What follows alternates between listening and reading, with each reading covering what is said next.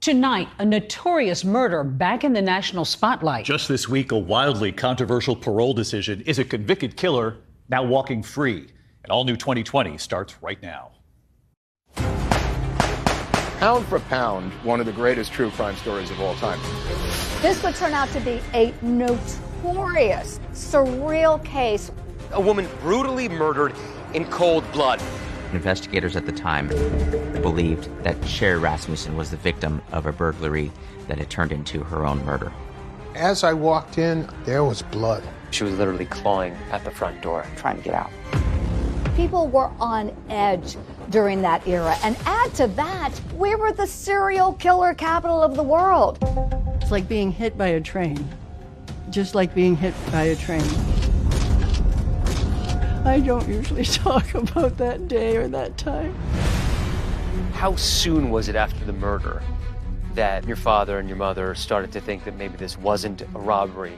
I assumed it was going to be burglars, male burglars.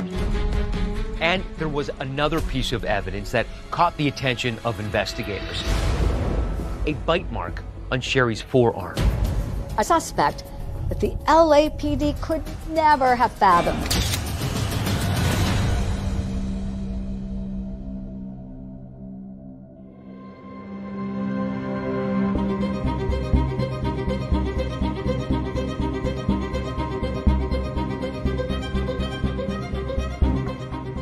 If you walk down Hollywood Boulevard, you can't help but notice the stars on the sidewalk, the glitter in the pavement, and you think to yourself, wow, this is Tinseltown. But it doesn't take long until you realize that there are deep cracks in that pavement, exposing a criminal element you could never have anticipated. And the case of Sherry Rasmussen was a rude awakening for anyone living in La La Land. President Reagan in Los Angeles. Today, the torch entered the City of Angels for AIDS Walkathon in Hollywood. It was 1986. A beautiful young nurse, only 3 months into her marriage, is brutally murdered in her own townhome. As a television journalist, I've been reporting on true crime stories for decades on numerous outlets. And you think you're never going to be shocked anymore ever again? Well, this proved all that very wrong. It was a huge story. It had all the elements, sex and betrayal and lies. It just gripped the nation. It's definitely, pound for pound, one of the greatest true crime stories of all time. Everything we always heard or was told about Aunt Sherry was about what a great person she was. Tell me about your sister. She was the middle sister, and she was a clown. If everything got too serious, she would make everybody laugh. She had a very unique little giggle. Uncle John and Aunt Sherry are spending Christmas with Rachel on her first Christmas. Sherry was all about family. Sherry was our glue. She kept us all together.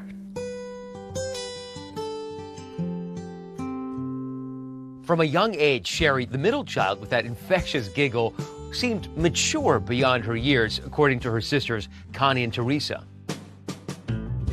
She leapfrogged from the 8th grade into high school, and Sherry graduated early at the age of just 16 and enrolled in nursing school. She had certainly an interest in caring for other people.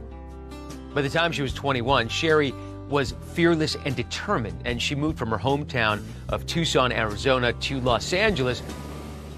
When she passed away, she was the director of critical care at the Glendale Adventist Hospital. When I think of Sherry, I think of her kindness and her generosity. Sherry's father, Nels, who was a dentist, had encouraged her to enroll in medical school to become a doctor, but she had other plans in mind. Sherry always wanted to have a family and a husband and children. In the spring of 1984, Sherry met a young engineer named John Rutten. John Rutten was a tall, handsome, bright, athletic young man from San Diego, California. Sherry was so tall, she often had difficulty finding guys who weren't intimidated by someone with her stature. And I know that John was just taken with her. Sherry and John were very happy together. Sherry was always smiling and laughing and happy.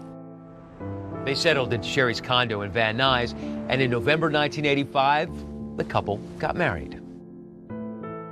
It was a joyous celebration. You could tell that they were in love. She was just beginning her life. She'd met the man of her dreams, and she had a great job, and she was doing very well, and it was all coming together. 3 months later, and now it was all gone. February 24, 1986. John had just returned home from work, and as he's walking up the steps into the townhome, the door is ajar. He walks into the townhome and sees his gorgeous bride dead in a pool of blood on the living room floor. He calls 911. I was patrolling and I got a call to Balboa Boulevard. Veteran LAPD patrol officer Rodney Forrest was one of the first cops to arrive at the scene. The call was a death investigation. I thought that was particularly interesting. Why a murder in a kind of upscale part of town? When Forrest and his partner got there, they were met with a grim warning from paramedics. Somebody said, "You're not going to be prepared for what's in there." And I'm thinking, well, I've seen it all, so let's go see.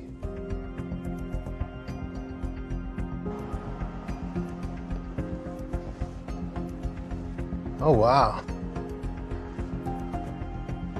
Well, this brings back memories. It's kind of an eerie feeling to be here after 30 plus, almost 40 years. As I walked in, I saw Sherry Rasmussen on the ground.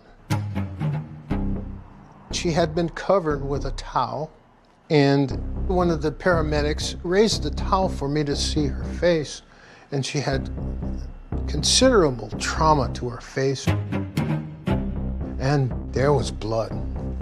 I thought after that, this is actually a murder. At that point, Officer Forrest called the LAPD's Van Nuys division to notify the homicide unit, which took over the investigation. It's a horribly violent crime. Bruises all over her body. The struggle ensued for quite some time. My partner went upstairs, checked the upper floor for any suspects, and there were no suspects still around. Investigators knew that something catastrophic had happened to Miss Rasmussen. You think, given the ferocity of that fight, that somebody would have heard something. You would think. It was a heck of a fight. I mean, Sherry fought for her life, literally. That night, news of Sherry's murder reached her family in Tucson. I'll probably never forget it, unfortunately. My dad called me to tell me that Sherry was dead. And I was like, I certainly didn't believe it. Beyond the pale. Yeah. I was like, no, what are you talking about? That's not true. And he said, no, it is. And then I started screaming. In the wake of Sherry's murder, her family struggled to understand what had happened. Could this be the result of the rampant violence that had plagued the city of Los Angeles in recent years? Grim statistic from Los Angeles. More murders in 1980 than ever before. In parts of Los Angeles, there is a dangerous new tension. Or had it been something far more personal? This was a cold, calculated murder. When investigators looked further into the crime scene, they uncovered a major clue that could change the course of the investigation. This would turn out to be a notorious, surreal case with a twist no Hollywood writer could have come up with.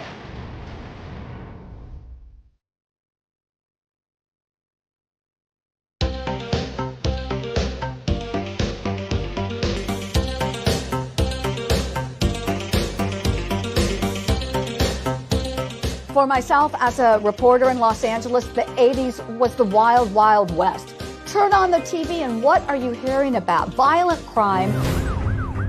Crime running unchecked, the police seemingly unable to stop it. That frustration reached the breaking point in one neighborhood in Los Angeles. Anyone that worked in the city of Los Angeles, they knew that they were going to have their hands filled. There are more than 100 street gangs in Los Angeles. It was out of control. People were on edge during that era. And add to that, we were the serial killer capital of the world. The Night Stalker killer. Strangled, tortured bodies were found sprawled on hillsides. By 1986, the homicide rate in Los Angeles had reached alarming levels. So when Sherry Rasmussen was murdered inside this apartment, it sent neighbors into a panic. It was a dark period in our history. People were terrified to leave their homes. Residents bought guns, learned martial arts. People had bought up every single burglar alarm in the city, and went to the LA County dog pound and literally adopted every single dog for watchdogs. The home invasion murder, the one similar to Sherry's, is going to cause a lot of fear in the community.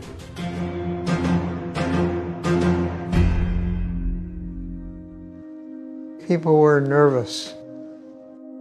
It was certainly a shock for me. Alan Tarsky lived across the corridor from Sherry, but he says he wasn't home at the time of the murder. I had come back to work probably 5:45 in the evening, and it was shortly after that that the madness started. I do remember there was electronic stereo equipment right here that I saw when I came in, and that suggested to me that it was possibly a burglary, and a burglary interrupted. I put this together with the stereo equipment stacked over here, and it seemed to me that she could have struggled with the burglar, and she obviously lost that fight. Sherry's newer model BMW was taken. Her purse was taken. The Rasmussen crime scene had all the makings of something police call a hot prowl, a home invasion. Investigators at the time very much believed that Sherry Rasmussen was the victim of a burglary that had turned into her own murder. Based on what investigators could see at the time, it appeared as though Sherry Rasmussen was working at her dining room table on the second level of her condominium when the intruder came in through the front door. She had ligature marks on her wrists, indicating at some point someone had tied her up. All over the place in these pictures, you see some of the implements that were used to hit Sherry. Right. The vase that was smashed over her head. The shards had blood on them. The assailant or assailants were grabbing at anything they could find to make sure this woman didn't breathe another breath. Her fingernails were left broken at the front door. Because she was literally clawing at the front door. Trying to get out. But before Sherry could escape, she was shot, police say, at point-blank range. The bullets indicated that a .38 revolver had been used. It was basically an execution. Not a single neighbor heard a gunshot, and ballistics tests showed that it appeared the assailant had used that quilt over the barrel of the gun as a silencer. And there was another piece of evidence that caught the attention of investigators. A bite mark on Sherry's forearm. They took the sample in an abundance of caution because if there was blood there on that bite mark, it could be possible for blood typing analysis to be done. I learned later about the bite mark that led into my curiosity of why there was a bite mark on her arm. I had no clue. It kind of reinforced what I was thinking when I initially got there. There was something more than I originally saw. Former patrol officer Forrest, who wasn't part of the investigation, says to him, the crime scene didn't jibe with the burglary theory. I thought to myself, this is a burglary? Burglars don't usually pick a place 5 condos from the street. They want to get away. They pick something next to the street. They don't want to be seen. It's just strange that they would pick this place. Officer Forrest says he was also taken by the demeanor of Sherry's husband. I noticed John Rutten. He was sitting at the table and he seemed to be sobbing. My reaction was his sobbing, his crying should have been more extreme, with his wife laying there on the floor dead. I guess people grieve in different ways. Did you see John at any point directly after the murder? We saw him at the Van Nuys police station, and I do remember that he didn't have any marks on him. That's the first thing you look at for any kind of domestic violence. So, even though he was your brother-in-law, even though you liked him, yes. The first thing you did when you saw him is sort of give him a visual inspection, a yes. look over. Yes. Did you talk? We weren't allowed to talk to him. They were keeping everybody separated. Because the first suspect in murders like this typically is. Rutten wasn't permitted to speak with Sherry's family, but on the night of the murder, he sat down with investigators at the LAPD's Van Nuys station.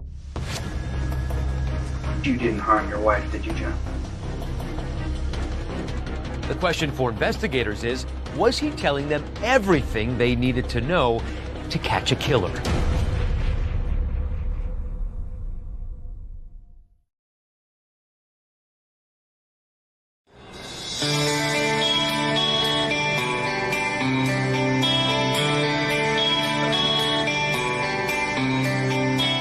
So you and Sherry were living here in Southern California together. Yes. How was that? It was fun. Actually, we also gained Teresa, so all 3 of us were in a mobile home together at Loma Linda. Oh, wow. The 3 daughters? That must have made your dad so happy. Yeah. I've kept a lot of Sherry's clothes. Now it's all back in style, right? The 1980s are all coming back. I remember her telling me that she had met John. What was your impression of him once you met him? He was very likable. They made a really a cute couple. They were both tall, thin, athletic, both driven with their careers.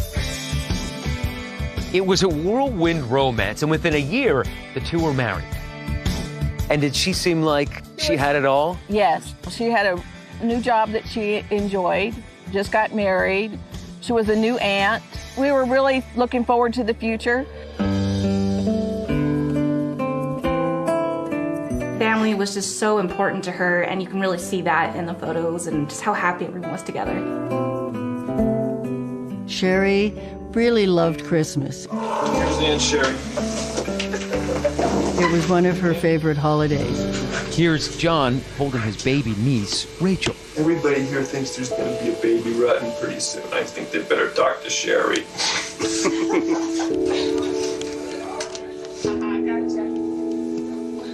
This would be Sherry's last Christmas. Sherry's now showing why she's a leader of nurses. Just 2 months later, Sherry and John's love story came to a tragic and sudden end. And in the aftermath of her murder, questions would linger. When you're going through this process, you're pretty much helpless because you have no control. I mean, the information you get is what they give you. Nels Rasmussen was determined to find out what really happened to his daughter. And so were the police, who wanted answers. On the night of the murder, Detective Lyle Mayer questioned a very emotional John Rutten on what he knew about the day Sherry was killed. She had everything going. I mean, Hey, so do you, buddy?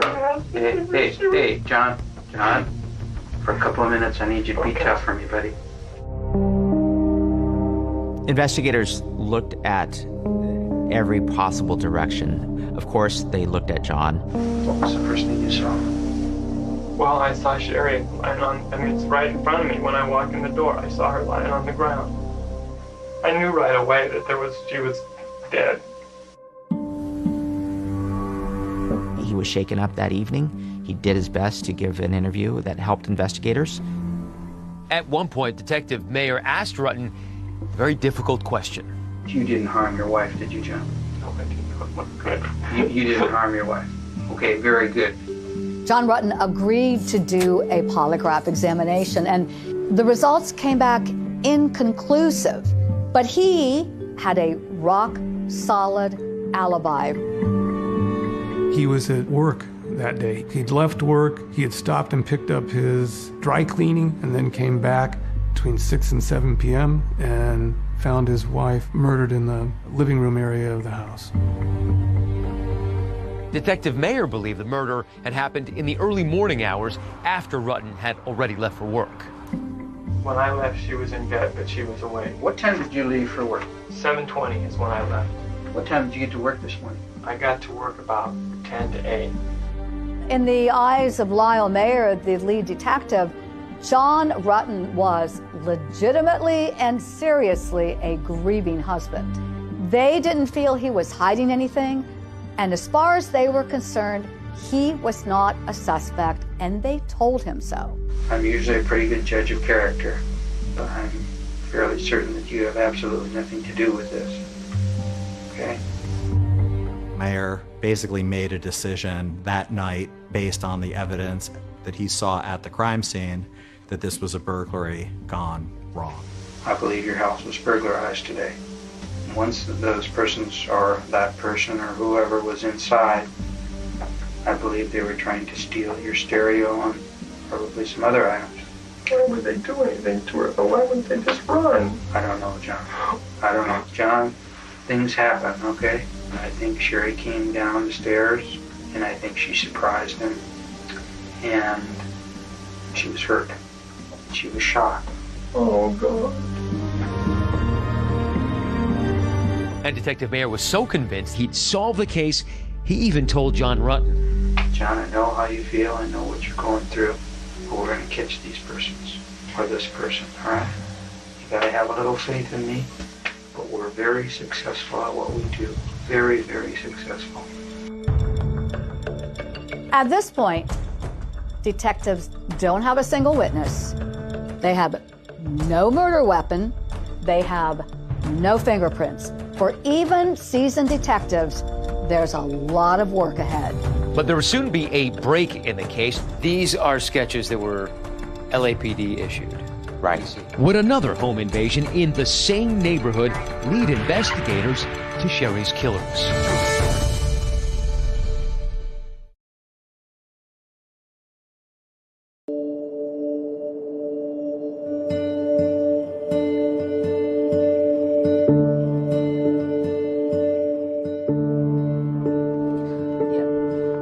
They look like they're from Charlie's Angels. I know. So they're almost on different parts of the country, but you had almost the same haircut. I know. I was still in the stage of shock that this could happen to my sister. It's like being hit by a train, just like being hit by a train. I'm sorry. I don't usually talk about that day or that time. Less than a week after Sherry Rasmussen's murder, her loved ones said their painful goodbyes. A heartbroken John Rutten addressed family and friends. When I saw John at the memorial, he was just ashen. He couldn't stop walking in circles and was just shaking. And I want you to know that Sherry was the best professional in the world. She was the best wife that anybody could ever have. And she was the best sister, daughter. She wanted to make everybody happy. You have to understand that was the love of his life. And trying to deal with that grief is devastating.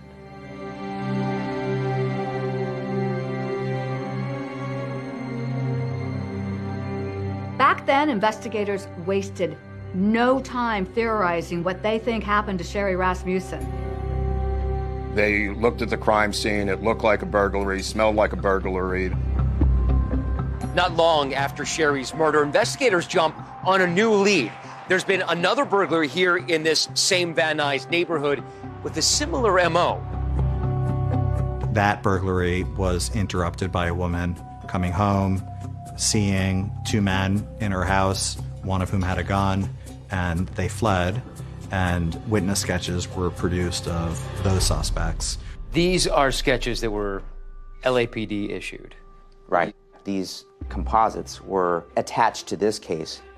They started to utilize that sketch in this case to see if the persons that were responsible for Sherry's death were the same people that were depicted in that sketch. Were they ever arrested? Were they ever found? No, it might as well have been me and you. Despite these suspects, there was literally nothing that could tie anyone directly to the murder of Sherry Rasmussen. On the surface, it appeared to be a burglary gone wrong, but not everyone was convinced.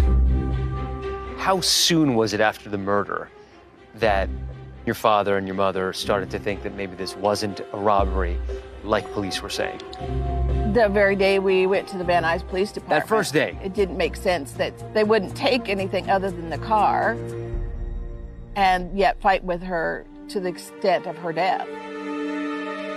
Sherry's father, Nels, believed that there was another reason behind the murder because he says Sherry told him about a series of disturbing events in the weeks and months leading up to her death. My father told the police about an incident of a nurse that didn't get promoted, and then she was upset with Sherry, and then so she sort of got into an argument with Sherry. She felt that she had damage to her car, so when Sherry was murdered, that certainly came up to the forefront of my dad's mind that maybe that conflict accelerated. According to family members, there was another woman who raised alarm bells for her, an ex-girlfriend of John Rutten. She had come to Sherry's office after they were engaged, and I think she was sort of provocatively dressed and said to Sherry, "When this marriage fails, I'll be waiting to pick up the pieces." And Sherry said, "Don't worry, we won't be needing your services." Just about a month before the murder, there was an even more disturbing encounter that Sherry, again, told her parents about. She was home getting ready for work and heard something downstairs and went downstairs and found John's ex-girlfriend standing in the living room, and Sherry told her to get out and not come back. In the days leading up to the murder, Nell said Sherry confided in him that she was being followed by someone who she described as having piercing eyes. Sherry never disclosed a name for the ex-girlfriend. It would have been nice had we had that, because we would have shared that with the detectives. Nels claims that he told the original detectives about the alleged incidents involving an ex-girlfriend of Rutten.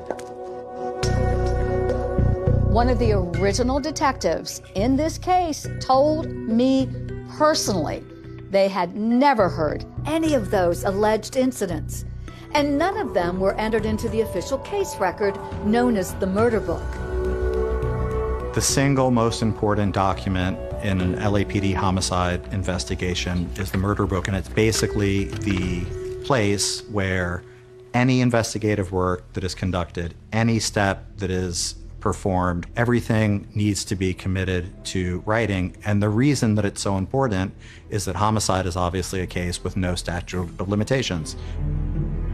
Nels Rasmussen told me that he had been telling them for years about an ex-girlfriend of John's. When exactly that conversation occurred, he could not tell me, but I believe that it occurred. But on the night of the murder, John Rutten told Detective Mayer that he didn't know anyone who might want to harm Sherry. She's not having any problems with an ex-boyfriend or you with an ex-girlfriend. No. Has anybody been hitting on her, following her home, or anything like that at all? I would say nothing out of the ordinary. I don't think there was anything out of the ordinary. But Rutten says in the days and weeks following the murder, he did tell investigators about an ex-girlfriend, the same one Nell says he mentioned to police. Rutten says he never brought it up in his recorded interview with Detective Mayer because he never considered her a girlfriend. And it never crossed his mind that she could have been involved with Sherry's murder. 2020 reached out to Detective Mayer for a response to the allegations raised by Sherry's family and her husband, but he did not respond. 2020 also reached out to the LAPD regarding those same allegations, and they declined to comment. I had come to the conclusion in my mind that it was never going to be solved, and it was something that I would have to deal with, the unknowing of what happened. With 0 suspects, Sherry's homicide investigation was heading toward cold case purgatory. But years later, with brand new technology and a fresh set of eyes, investigators take another look at the bite mark that was on Sherry's forearm. And could that be the key that unlocks the mystery of the murder of Sherry Rasmussen?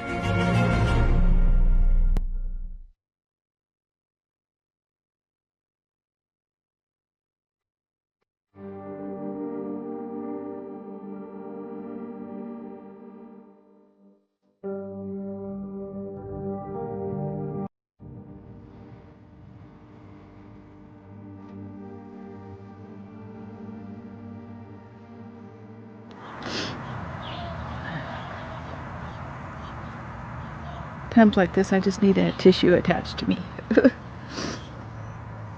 It has been very difficult to continue to live without Sherry. Sherry was like the bridge to kind of pull us all together. For Connie Rasmussen, the pain of losing her sister Sherry is felt most when she visits her grave near the family home in Tucson, Arizona. It's like a heavy weighted blanket sitting on you because you can't move because it's still unresolved. When Sherry was murdered, my grandfather, he was struggling with the fact that they were unable to find the murderer. It ate at my dad. You know, as a father, you think, you know, your job is to protect your children. And he felt he had failed that. Sherry's father, the late Nels Rasmussen, gave this interview shortly before his own death in 2020. It's probably difficult for people that know me that I hang on the way I do, but I'm learning every day how to deal with this. And I still don't have all the answers. I probably never will. In 1991, Lyle Mayer, who's the lead detective on the case, retires from the LAPD. And the case is then handed off to other detectives within the Van Nuys homicide unit. There were no active leads or items that were coming in at the time that were giving investigators new avenues to pursue.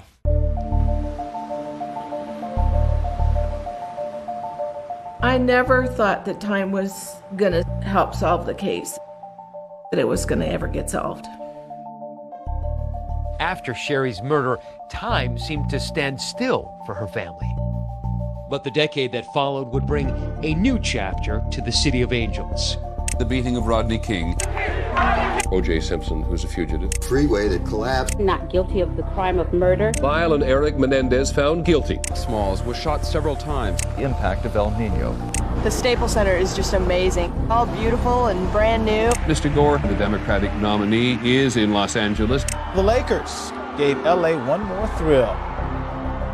2001 was also a pivotal year for the Los Angeles Police Department, marking the launch of the LAPD's Cold Case Unit. That year, detectives were handed over 9,000 unsolved murders spanning more than 2 decades. And Sherry Rasmussen's case was one of them. I was a detective with the Los Angeles Police Department on the Cold Case Squad. Her case was one of the last cases I looked at. In 2001, Detective Cliff Shepard would oversee the Rasmussen cold case investigation. Why does a case like this go cold for so long? Manpower, our priorities within the police department. In fact, Shepard says Sherry's case had barely been touched for 10 years. Up to that point, nobody else had looked at it other than Mayor and myself, really.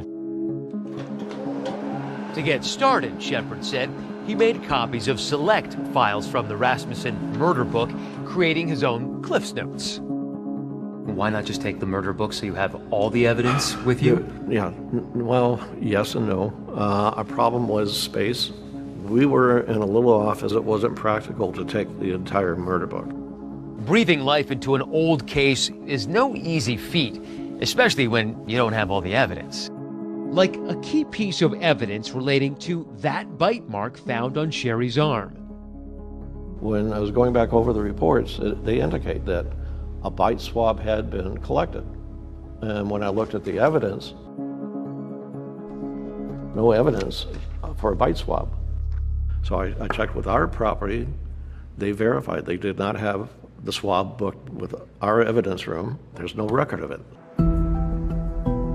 Generally speaking, how often does evidence go missing from a case file? Extremely rarely, because there are professionals in the evidence rooms, there are professionals at the labs. They document everything. To track down the swab, Shepard enlisted the help of Jennifer Francis, a criminalist at LAPD's Scientific Investigation Division. And she had to make several calls, and several searches had to be made before eventually the bite mark swab was located. Investigators are able to track down that missing bite mark evidence recovered from the murder scene. And the cold case team finds it here in a freezer at the LA County Medical Examiner's office. The reason why it was way back in the freezer is because all those years ago it had been tested for blood type. And there it stayed all that time. By 2001, DNA technology had come into its own, so Francis sent out the swab for analysis. But Shepard says given the LAPD's case backlog, it would take 2 full years for the results to come back. And those results would eventually turn the entire case on its head.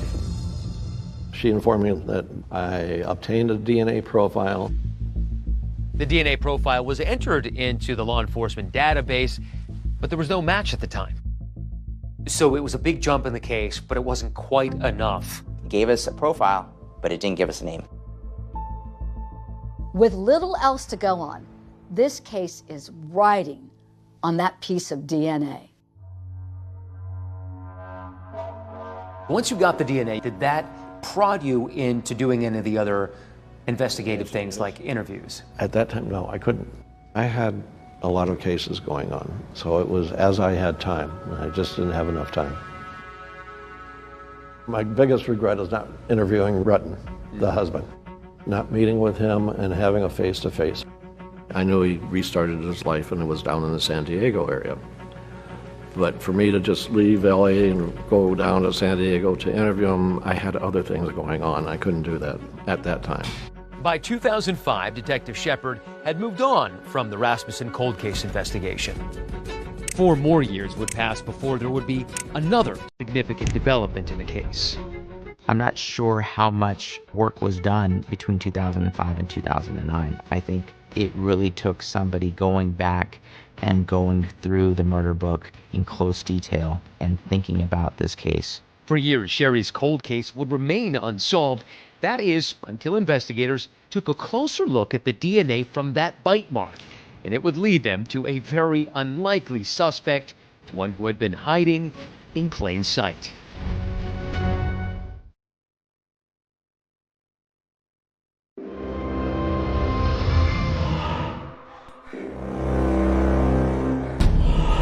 I can't remember ever covering a case like this. Sex, lies, law enforcement, innocent victim. Because what you could tell from the crime scene, there was an assailant, but that Sherry fought back. Oh, she did. Incredible vigor and strength. Absolutely, she did. If I grab your arm, yeah, and you want to release my hand, what's very close exacts me. So Sherry Rasmussen knows this is a life and death situation. Sherry tries to escape. The co-counsel summarized the case as a bite, a bullet, a gun barrel, and a broken heart. where she talked about her belief that there was a personal motive for this crime. For a cold case that was running on empty, I mean, this should have jump-started it. Why didn't it? It didn't give us a name. They eliminated the first 4 suspects, but they began to zero in on suspect number 5. And suspect number 5 just happens to be a cop. Can you imagine that moment? After all these years, the answer is behind a badge.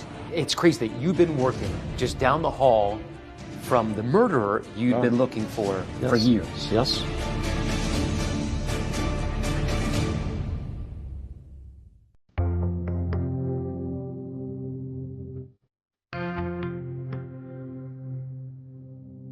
February 24th, 1986, investigators get a 911 call to respond to the condominium of John Rutten and Sherry Rasmussen. When they arrive, John is distraught. He has just found his newlywed wife laying on the living room floor. Sherry Rasmussen was attacked in her home, bludgeoned, and then executed, shot 3 times while she was down on the ground. The investigators also found a bite wound on her forearm. This will be important in the case because the bite marks will leave DNA. But in 1986, DNA testing was just in its infancy. Detectives don't have a single witness. They have no murder weapon. Nobody really saw anything. Detectives at the time characterized it as a burglary gone wrong. And the trail went cold for 15 years. But in 2001, the LAPD formed a new cold case unit to look into cases that would qualify for DNA testing. Investigators had reignited that cold case on the back of DNA evidence stored here. Criminalist Jennifer Francis, who'd been instrumental in tracking down and testing the bite mark swab, had a stunning revelation. It was female DNA. I assumed it was going to be burglars, male burglars. A female? Who is she? Once you got the DNA, you realized it was a woman. Were you curious about the fact that a woman might have been involved? I was curious what woman. This could be the break that the LAPD needs. I think there are times that we felt Sherry's case would never be solved, but with the results of the DNA, it gave us renewed hope that Sherry's killer would be brought to justice. The DNA analysis that revealed Sherry was bitten by a woman seemed not to have any effect on the direction of the LAPD's investigation. Because what you could tell from the crime scene is that there was an assailant, but that Sherry fought back with incredible vigor and strength. And I thought, okay, we've got one with the gun, doesn't want to use it. The other one's, presumably the female who helps her partner out when he's starting to get beaten up. By 2005, Detective Shepard had moved on from the Rasmussen cold case investigation. The bite mark came back to a female when it was tested for DNA back in 2005. For a cold case that was running on empty, I mean, this should have jump-started it. Why didn't it? It didn't give us a name. It gave us a profile, but it didn't give us a name. 4 years went by with no forward momentum. But in 2009, a detective by the name of Jim Nuttall, assigned to the Van Nuys division, received the Rasmussen case file to check for updates as part of cold case standard procedure. One of the first things that Nuttall notices is this 4-year-old DNA report by Jennifer Francis that indicates that it was a woman who attacked and killed Sherry. And he just isn't buying the burglary story. Near the door, there were stacked stereo components, which ostensibly you'd think the burglars were going to grab on their way out. It made him believe that the murder occurred first and that they were intentionally left there. Nuttall and his team of detectives believe that this may have been personal. They conduct new interviews with those close to Sherry, including her parents and her husband, John Rutten. He wanted to exclude all of the potential female sources or female individuals that were surrounding Sherry's life at the time. The detectives make a list of 5 women in Sherry's orbit and eliminate them as suspects one by one. Sherry's mother and sister Teresa were on the list, as was her good friend Jane Goldberg. They took my DNA. The one detective came unannounced, and he said, "I'm just coming to get a DNA swab." The first 3 suspects on the list were able to be eliminated almost immediately. The 4th name on the list was a nursing colleague. There was an indication of tension and bad blood between them. Investigators obtained a DNA sample from her, which didn't match that from the bite mark. They eliminated the first 4 suspects, but they began to zero in on suspect number 5. It's suspect number 5 that grabs the attention of detectives. Rutten told Detective Nuttall about an old friend and former romantic partner named Stephanie Lazarus. Once number 5 was developed by Detective Nuttall, Detective Nuttall spoke to John Rutten again to learn a little bit more about his connection with Stephanie Lazarus. We want to walk you through a timeline. It's very important. Starting, we believe we're close, but we'll have to have you kind of spell this out for us. Rutten tells Detective Nuttall that Stephanie Lazarus is a name he's already given to detectives decades earlier. I know that she went to go see Sherry, and I know that she was upset, that we weren't going to have the relationship. That's the reason for identifying her. So that's the reason I identified her 23 years ago, when we talked. One of my concerns is that was never, appears to be recorded. And we know files. I'm not trying to be inflammatory. There's a certain level of frustration on our part. Yeah, more should have been documented. We're now forced 23 years later to literally almost start over again because we lack the documentation that would have been crucial in this case. There's no official record of Rutten mentioning Lazarus at the onset of the investigation, but there's a single reference made in the case file nearly 2 years after the murder. And it's a notation along the lines of John Rutten called Stephanie Lazarus P/O, ex-girlfriend. And when John Rutten spoke with the cold case detectives, he confirmed the meaning behind that P/O. I gave him the name and I said she's a police officer. Not only was Lazarus a police officer, but she's still on active duty as a detective. Think about this. You're the cold case unit investigating one of your own, and her office is just down the hall on the 3rd floor of police headquarters. Police like to talk, that's why they're cops. They ask questions. These cops needed to keep this quiet.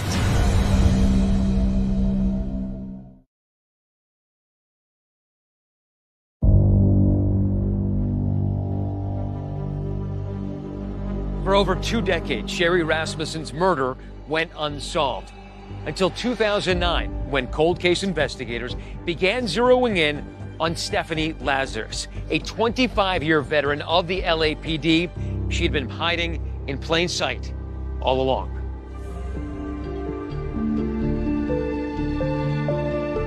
She presented herself as very smart, capable, athletic. She was a Division I athlete. Lazarus's connection to the Rasmussen case was through Sherry's husband.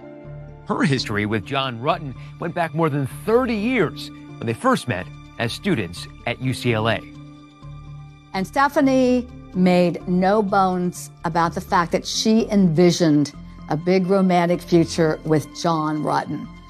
The problem is that John has never, in his own words, looked at her in the same way. After Stephanie graduated from UCLA, she joined the LAPD in the early 1980s. At a time when the department was striving to bring more women onto the police force. She seemed to excel and do well in specialized assignments, but it was always competitive. And that competitive fire, coupled with being a stellar athlete, was a perfect entree for Lazarus to participate in the California Police Olympics. The California Police Olympics were an athletic competition open to police officers throughout the state. Anita Ortega was one of the other few female LAPD officers at the time and a teammate of Lazarus. Stephanie was an outstanding athlete and a basketball player. I thought her tenacity was incredible. She never quit. She may have been tenacious on the hardwood, but off the court, Anita got to know a softer side of her teammate. Seemed like a very nice person, always energetic, just happy-go-lucky kind of person. Really enjoyed hanging around her. Stephanie shared with me that she met her boyfriend, John, at UCLA. Said he was a great guy. I never met him, but I thought they were going to get married.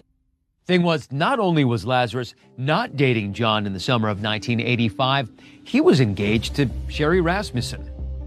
Stephanie never mentioned Sherry to me or the fact that John was in another relationship. But entries in Lazarus's own diary seemed to reveal her despair after learning that Rutten was getting married. Stephanie Lazarus had a 600-page diary. What was the story that it told? There were these tidbits of information right up to the wedding, right up to the killing, where she was indicating to herself how despondent she was.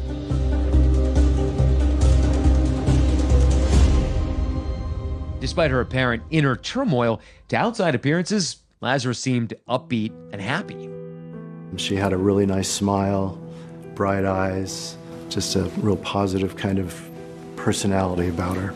Fitness trainer Brian Brazzi says he had an immediate connection with Lazarus, but then just a few weeks after meeting, Brazzi says there's an odd encounter at his apartment. There was a knock on my door. 2 female police officers fully uniformed at my door, Stephanie Lazarus being one of them, showing up unannounced. I had never given her my address. Brazzi says it's an uncomfortable moment, and he doesn't invite the women into his one-room studio apartment.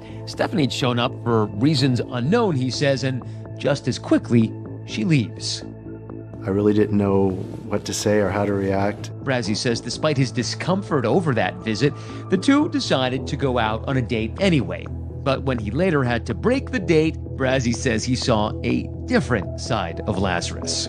The next time I saw her, the look that she gave me was like just dark and menacing, and I just kind of stopped in my tracks.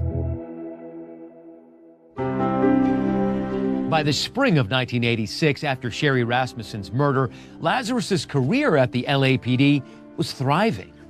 Daryl Gates and the rest of the LAPD brass loved Stephanie Lazarus because having her face out there, her exuberance, her athleticism, it got people excited. She was a walking, talking recruitment drive. She even made an appearance on the game show Family Feud, pitted against arch rivals, the LA Fire Department. She continued on an upward trajectory, and she became a detective for the Los Angeles Police Department. In 1992, she was assigned to the Personnel Division as a background investigator, someone interviewing and passing judgment on applicants to the LAPD. It seems eventually Stephanie puts John Rutten behind her. She marries another police officer, and the couple adopt a beautiful young daughter. One of her last assignments was to be assigned to the art theft detail, a very specialized division. The art theft detail investigated anything that was of value that was stolen as art. At the time, the unit was the only one of its kind in the country, and with its rich and famous clientele, attracted local media attention. I was a contributing writer to the LA Weekly, and I had heard about Don Harisik, who ran the art theft detail. So he reluctantly agreed to do an interview with me. Also in attendance, the junior member of the unit, Detective Stephanie Lazarus.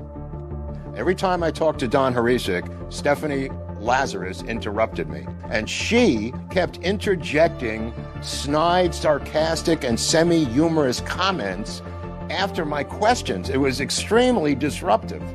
I asked Detective Lazarus, "What do you know about art?" And her answer was, "It hangs on the wall."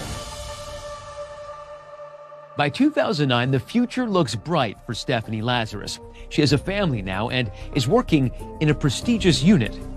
She seemed like the happiest, luckiest person in LAPD. All seems great. She has no clue that a net is closing in around her.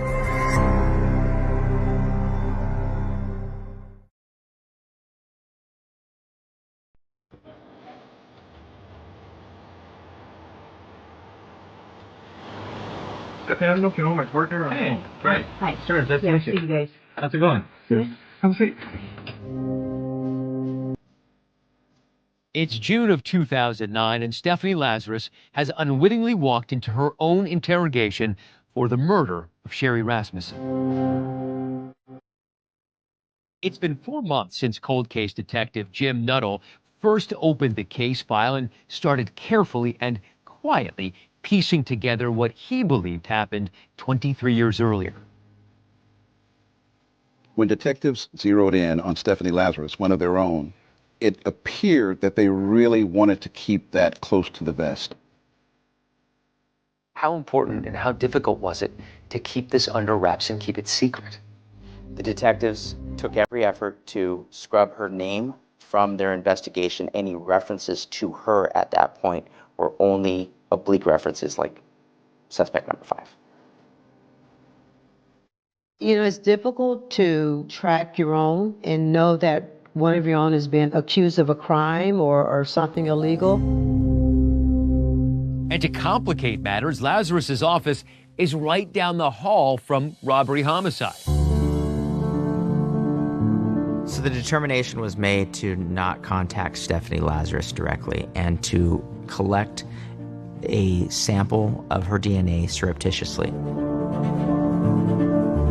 This is where the Special Investigations Section comes into play. Now, this group, SIS, their job is watching Stephanie, following her, and get evidence. As luck would have it, she went to Costco a couple days after the surveillance had started, and she had a drink. And once she discarded that drink, the officers were able to collect her cup without her knowing it. And when you collect the DNA from the cup, you match it against whoever the suspect number 5 is. What did they get? They matched her DNA to the bite mark sample. Can you imagine that moment? After all these years, and now we know the answer is behind a badge. The DNA is a match, but cold case detectives still have to confront her face to face. One of the detectives approaches Stephanie one day in her office, and he says something to the effect of, you know, Stephanie, we've got this suspect who seems to know about some big art heist. He's down in the lockup. We need to bring you down there. Instead, it was just another detective. And so that was the stage that was set for that interview. We've been assigned a case that we've been looking at. Okay. It's a new case. So through the course of this police interview with Stephanie Lazarus, they are recording. She doesn't know. Do you know John Rutten? John Rutten? Rutten. Oh, yeah, I went to school with him. What's this all about? Well, it's relating to his wife. Immediately, they start talking about the Sherry Rasmussen murder. Do you know what the circumstances were regarding her death? Jeez, let me think back. I don't know if it was, if it was a burglary or something. She's using every skill she has to talk her way out of being connected to this in any way. Connected to the crime or her old flame, John Rutten? We dated. I can't say that he was my boyfriend. I don't know that he would consider me his girlfriend. The detectives were able to get Stephanie Lazarus to confirm that she had gone to her hospital to speak with Sherry Rasmussen. And yeah, I may have met her at a hospital. But being that you're kind of used to see John, was everything okay between you guys? I mean, there wasn't anything uncomfortable or anything between you and her? I don't know. I mean, it's been so many years. You're probably a student of liars at this point in your career. Does that seem like a particularly adept liar to you? It was gold for us because we had all of the evidence that disproved everything that she was saying. Finally, when they say to her, we think we've got DNA from the crime scene, boom. Because now I'm thinking I probably need to talk to a lawyer. Okay. I mean, well, because I know how this stuff works, okay? She knows. She absolutely knows. She knows at that point that she talked way too long. And now it almost sounds like you're trying to pin something on me. When the interview ended, you can hear her getting arrested. Stephanie, you know you have the right to remain silent. Do you understand? Yes. You want to talk to us right now? No. All right. Okay. This is crazy. At this point, had you heard the name Stephanie Lazarus? No. The only Lazarus I knew was the man raised from the dead that Jesus did. That's it. This is the case that rose from the dead. Yeah, it did. On the third floor of Parker Center this morning, police detectives arrested one of their own. Detectives assigned to the Los Angeles Police Department's Robbery Homicide Division, Cold Case Squad, arrested Los Angeles Police Detective Stephanie Lazarus. It's crazy that you've been working just down the hall from the murderer you'd been looking for years. Yes. Stephanie Lazarus didn't quite serve and protect, did she? No. When they said it was a police officer, I went, you're kidding. Absolutely kidding. A police officer committed this crime. I couldn't imagine that. I was very shocked, but I also know how effective DNA testing is.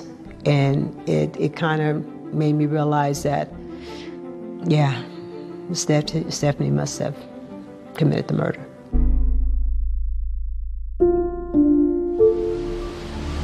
They were kind enough to come to our home and let my parents know that they had made the arrest. I mean, I cried because I was so excited, number one, that justice for my sister, but also for my dad. I was so relieved and so happy and so sad. We had waited so long, but at last. I'm totally in shock. It was just a stunning turn of events. Then a whole new chapter begins. The prosecution is armed with what appears to be rock-solid evidence. But this is LA after all, and strange things have been known to happen in court. So, you have to wonder, would a jury really believe a veteran detective is capable of committing a cold-blooded murder?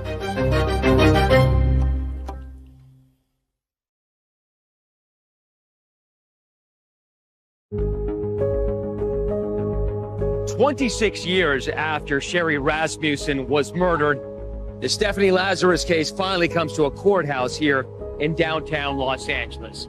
The Los Angeles police detective accused of murdering her rival. That sounds more like a Hollywood blockbuster than a decades-old cold case finally going to trial. At her arraignment, Stephanie Lazarus pleaded not guilty to the charge of first-degree murder. There was a lot of buzz in the air, folks across the country very interested in this case. And why wouldn't they be? It's sex, lies, law enforcement, an innocent victim. I covered the trial from A to Z, had a side view at Stephanie Lazarus. She sat in that orange jumpsuit. What a dichotomy from her police blues. Your co-counsel summarized the case as a bite, a bullet, a gun barrel, and a broken heart. Right. It highlighted all of the strong pieces of evidence. So the bite mark, of course, referred to the DNA evidence found on Sherry Rasmussen's left forearm. The prosecution considered this their ace in the hole. You had 4 separate analyses done, so by far that was the most important piece of evidence. To explain how the bite mark got there, prosecutors presented their theory of how they believe Stephanie Lazarus was able to attack and kill Sherry Rasmussen. Stephanie Lazarus points the gun. Sherry grabs the arm. If I grab your arm, yeah, and you want to release my hand, or get me to release my hand, try to do this, or you could grab me, or what's very close, exactly. And the prosecution described the terrifying details about how they say Sherry attempted to escape with her life. Stephanie Lazarus fires that gun twice, and 2 shots go out the backslider. So Sherry Rasmussen knows this is a life and death situation. Sherry tries to escape, and she goes down these stairs. She did not get out. They collected her fingernails at the front door. Because she was literally clawing at the front door. Trying to get out. Stephanie was able to get her to the living room floor and hit her over the head with the pottery and hit her again with the firearm in the face.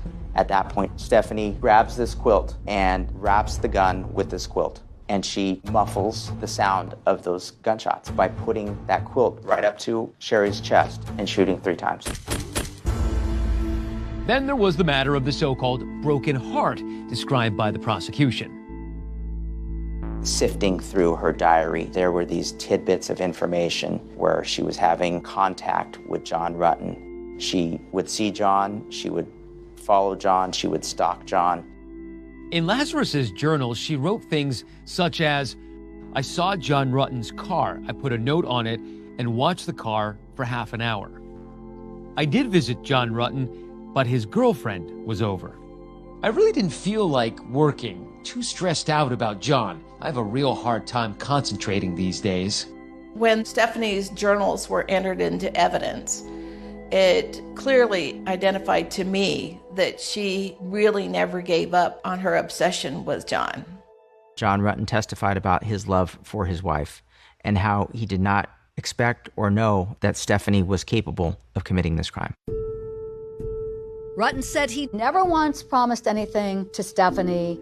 He described a friendly relationship that involved casual sex. But then he made a jaw-dropping admission, something he had told investigators back in 2009. After he got engaged, he gets a call from Stephanie.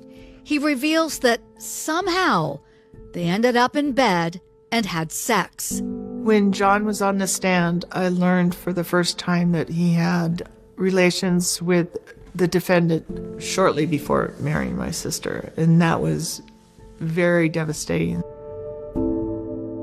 When it came time for the defense to present its case, Lazarus's attorney, Mark Overland, tried to cast doubt on the chain of custody on the bite mark swab, suggesting that the evidence was tainted and Lazarus may have been framed. The envelope that the vial was stored in was found in a pretty ratty condition. He showed it to the jury. Would you trust this? You don't know who opened that vial. The strength of this evidence is that each piece was collected over a course of a long period of time, which would have made framing Stephanie Lazarus extremely implausible, if not impossible. In his closing argument, defense attorney Mark Overland claimed those journal entries didn't amount to obsession, arguing John was mentioned only 5 times among almost 600 pages. After almost 3 weeks of trial, the case went to the jury. They returned with a verdict in less than 2 days. We, the jury, in the above entitled action, find the defendant, Stephanie Eileen Lazarus, guilty of the crime of murder of Sherry Rasmussen. It was just like a rush of relief that it's over. Relief for my father that he finally was vindicated and he had his answers. Stephanie Lazarus' sentencing hearing was held in March of 2012. So People versus Stephanie Lazarus. Matter is set today for sentencing. A statement from Nels Rasmussen was read by the prosecutor. Sherry was a beautiful, talented, gifted person and a loving daughter. Her senseless death caused pain that will never, ever heal. And John Rutten tried to describe the heavy burden it seems he will carry for the rest of his life. I'm John Rutten.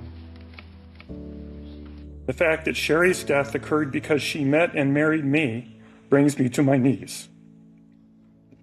I have resigned myself to trying to endure the daydreams about a world where Sherry is still with us. And this pointless tragedy never occurred. Thank you, Mr. Rudden. The judge is about to announce Stephanie Lazarus' sentence for first-degree murder and use of a gun. Court will now pronounce sentence. But this case is far from over. Sherry Rasmussen's friends and family have no idea about the shocking turn of events that await them in the not-too-distant future. Will a killer walk free?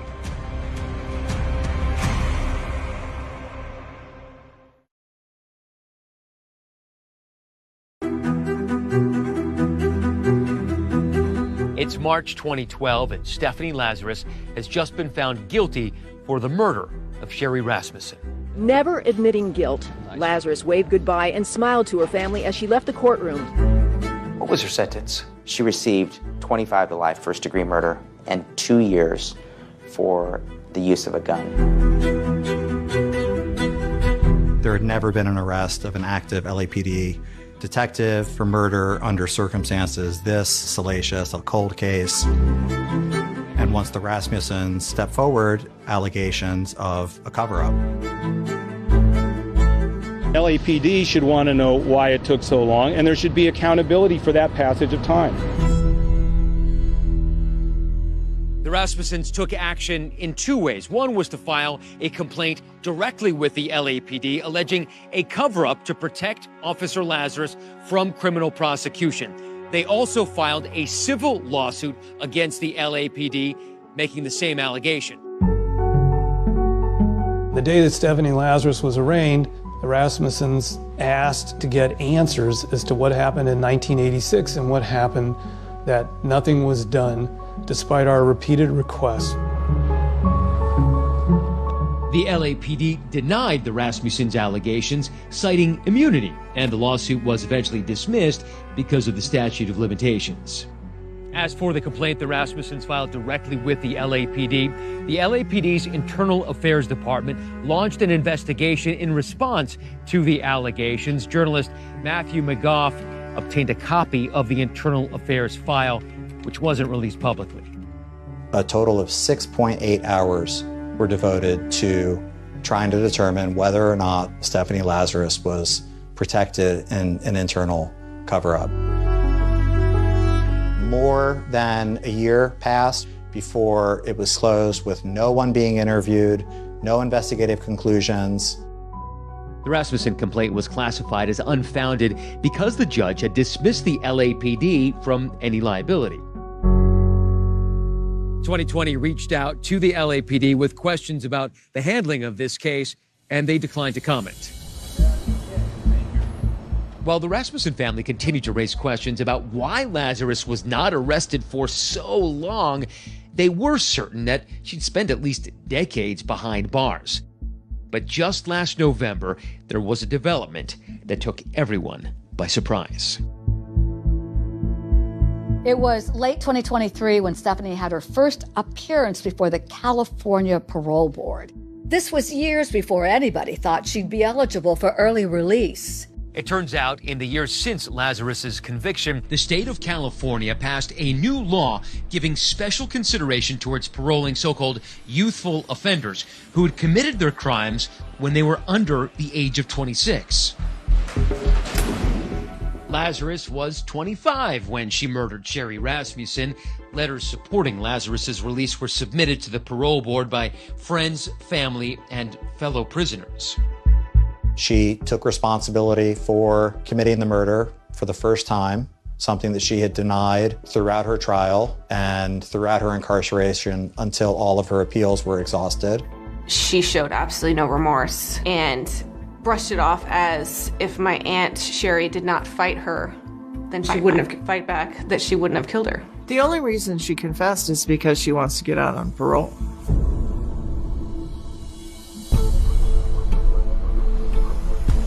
And at the conclusion of that parole hearing, Lazarus, to the outrage of many, was granted parole.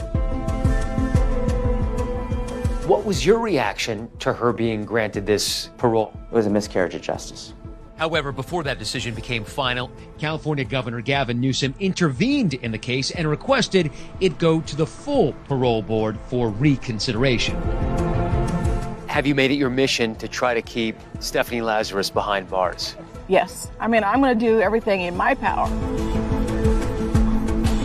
In a follow-up hearing with the full parole board, Sherry's supporters came out in force to argue against Lazarus's release. Moderator, we will now take speakers in opposition to Stephanie Lazarus.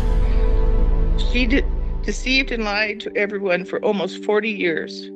How can this board believe that she has changed?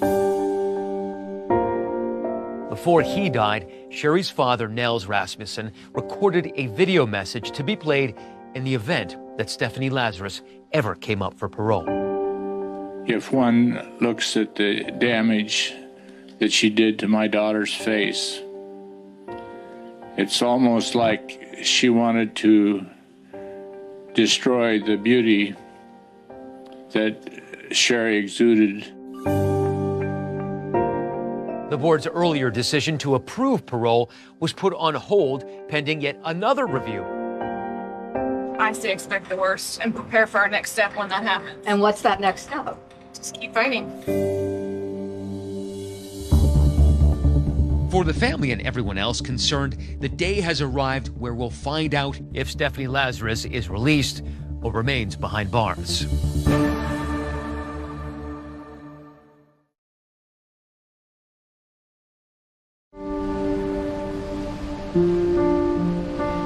My dad had a boat down in San Diego. We enjoyed the ocean and the beaches.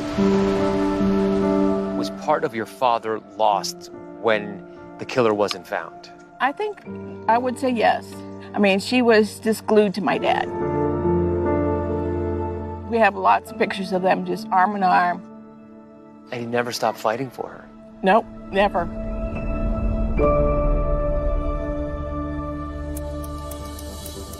And that struggle to keep Sherry's killer behind bars came to a head just this week as parole officials met for the third time to determine Stephanie Lazarus's fate. I served as the pool reporter for the parole rescission hearing held for Stephanie Lazarus. After Lazarus, her attorney, and all the victim's family and representatives had spoken, the commissioners announced that they would adjourn to deliberate, and after about 25 minutes or so, announced their decision. Stephanie Lazarus will not be released from prison, at least for now. A panel decided to rescind her parole. The parole board's decision in the hearing was unanimous. Lazarus did not speak about the crime itself or express any remorse to the family members of Sherry who were there. She was denied parole. It's most likely that she would appeal it and ask for another parole hearing every year. So the victim's family will go through this every year. And as long as Stephanie Lazarus tries to win her freedom, Teresa, Connie, and their children say they'll continue the fight to keep her behind bars. Teresa and I have continued to battle on behalf of our sister, Sherry. We really have to keep her in because she has no regard for what she did. She does not have remorse. I remember promising my grandparents that we would always continue the fight. We're fortunate enough to have 3 children, all girls. Sherry was the middle one. But in many respects, Sherry was the one that held not only her sisters together, but her mom and dad.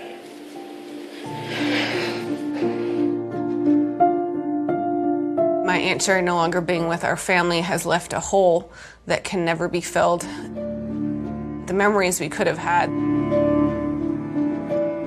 How would you like Sherry to be remembered? She was a very kind-hearted person. She was funny. She was just a wonderful, wonderful person who touched everybody she came in contact with. I think about her every day.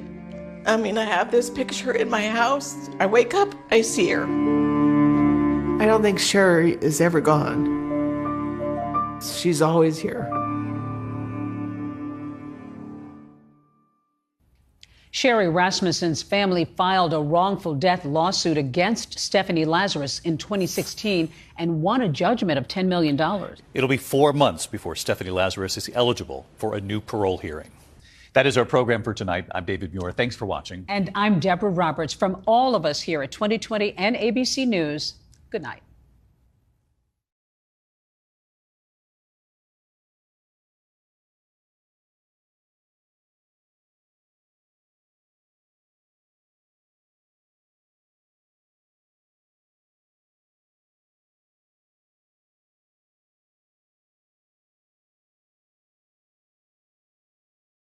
Tonight, a love story that turns into a lost story. A lost mom of 2 young boys, that is. Plus a key witness, Deborah, who asks the police to pray with her before she tells them what she knows. And All New 2020 starts right now.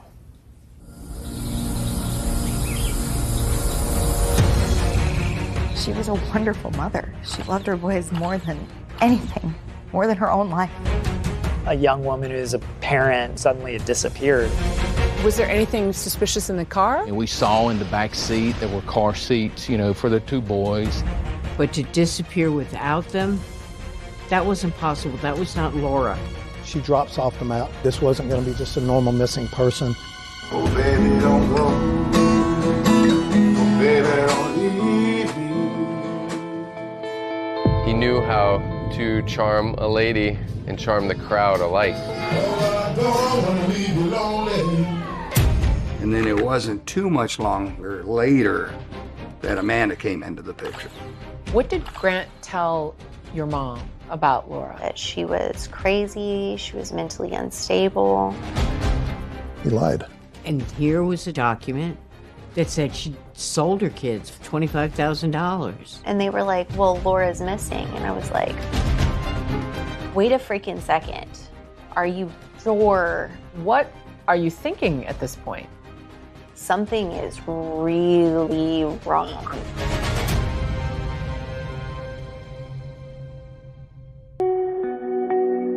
You've got to be sick and deranged. What would drive anybody to commit such a crime? Wherever she is, her heart is breaking. The search continues. There's been cases I investigated, I don't even remember.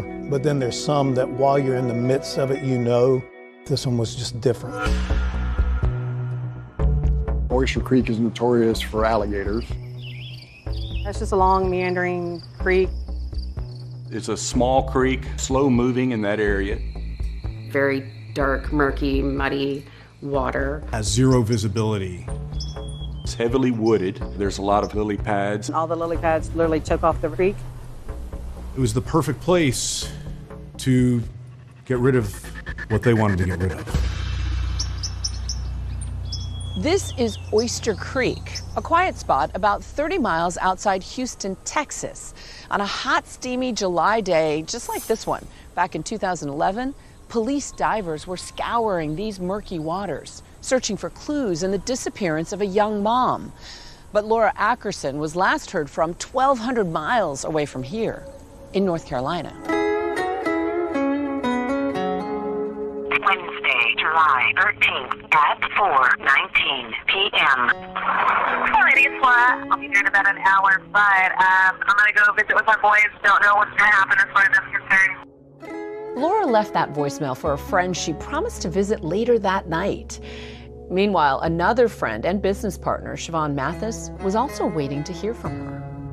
It was just very odd that it was going straight to her voicemail, because she always had that phone on. I walked to her house, but it's gated and locked and you can't get in, but I can see into the garage and her car wasn't there. Then she sends her an email. I'm really worried. If you don't get up with me, I'm going to call the police. Siobhan was getting more and more worried with every passing second. And she decided to report Laura missing. I don't want to think the worst, but it's almost like what else is there to think? Police in Raleigh, North Carolina start looking into Laura Ackerson's background. They find out she's a small-town girl from Michigan. Roger Ackerson was her dad. She was curious. She wanted to learn things. She'd crawl up in my lap with a book, want me to read to her. Laura's parents divorced when she was just a toddler. As she grew older, it was clear she had a bright spark. Full of dreams. She could see beyond the end of her nose, where a lot of people can't. Everybody she met, she would always see the good in everyone. She didn't become the valedictorian of her high school class because she didn't want to do all the work. But a couple of years down the road, she said, boy, I wish I had. After high school, she moved to North Carolina and landed a waitressing job. That's where she met Heidi Schumacher. We were working at Applebee's together. Her first day, I was training her. I, was a little snippety at her, and she said, "You're not going to talk to me like that." Nobody had ever stood up to me before, and I said, "Oh, you know what?" I smiled at her, and I said, "Well, let's go out tonight. We're going to be great friends."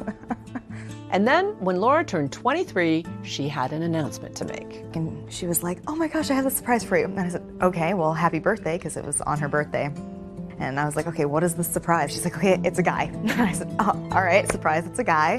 So flipping tight, shoes on the floor, food in the pan, what makes a man?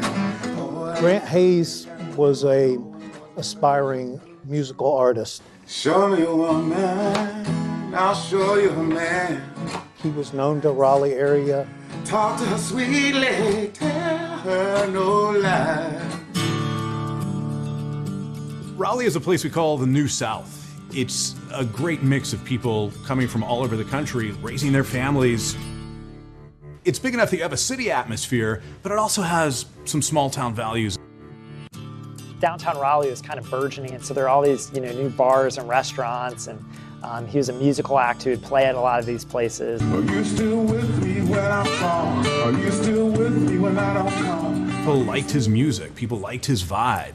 Grant Hayes, we love you. And she said, "We share a birthday. We're so connected." She thought it was some sort of cosmic intervention, that they were supposed to meet and they were supposed to be together. We were always together, and in the nighttime, go outside. And she was smitten.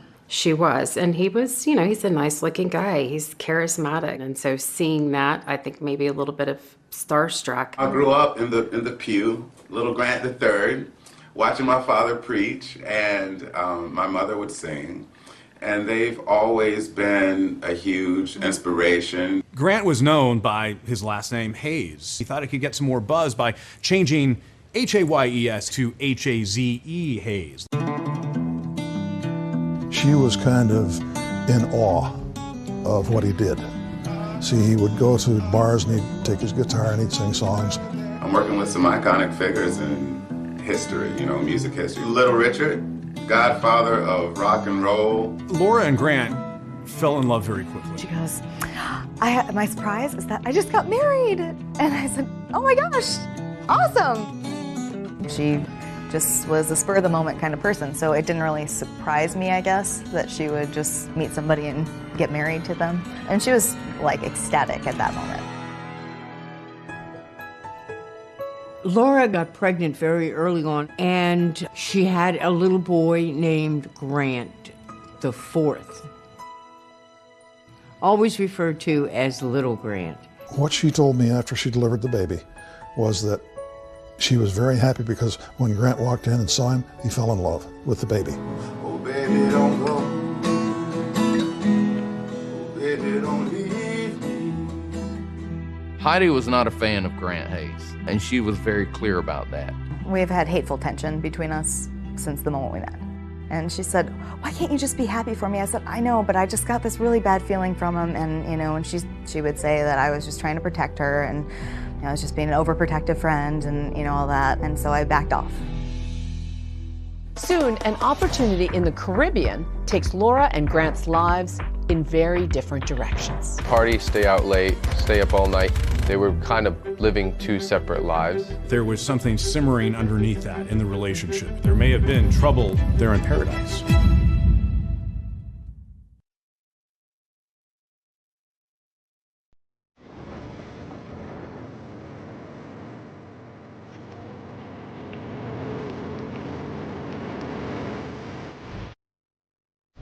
St. John is a really quaint, quiet island. It's about 4,000 people. It's a magical place. It's a fantastic place.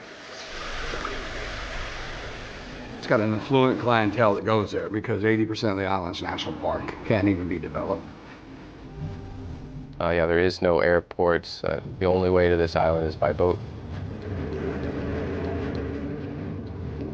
You're gonna take your flight to St. Thomas, and you're gonna have to take a passenger ferry. St. John's attracts musicians from all over. Kenny Chesney owns a home here, and a local island hangout helped inspire his song, When I See This Bar.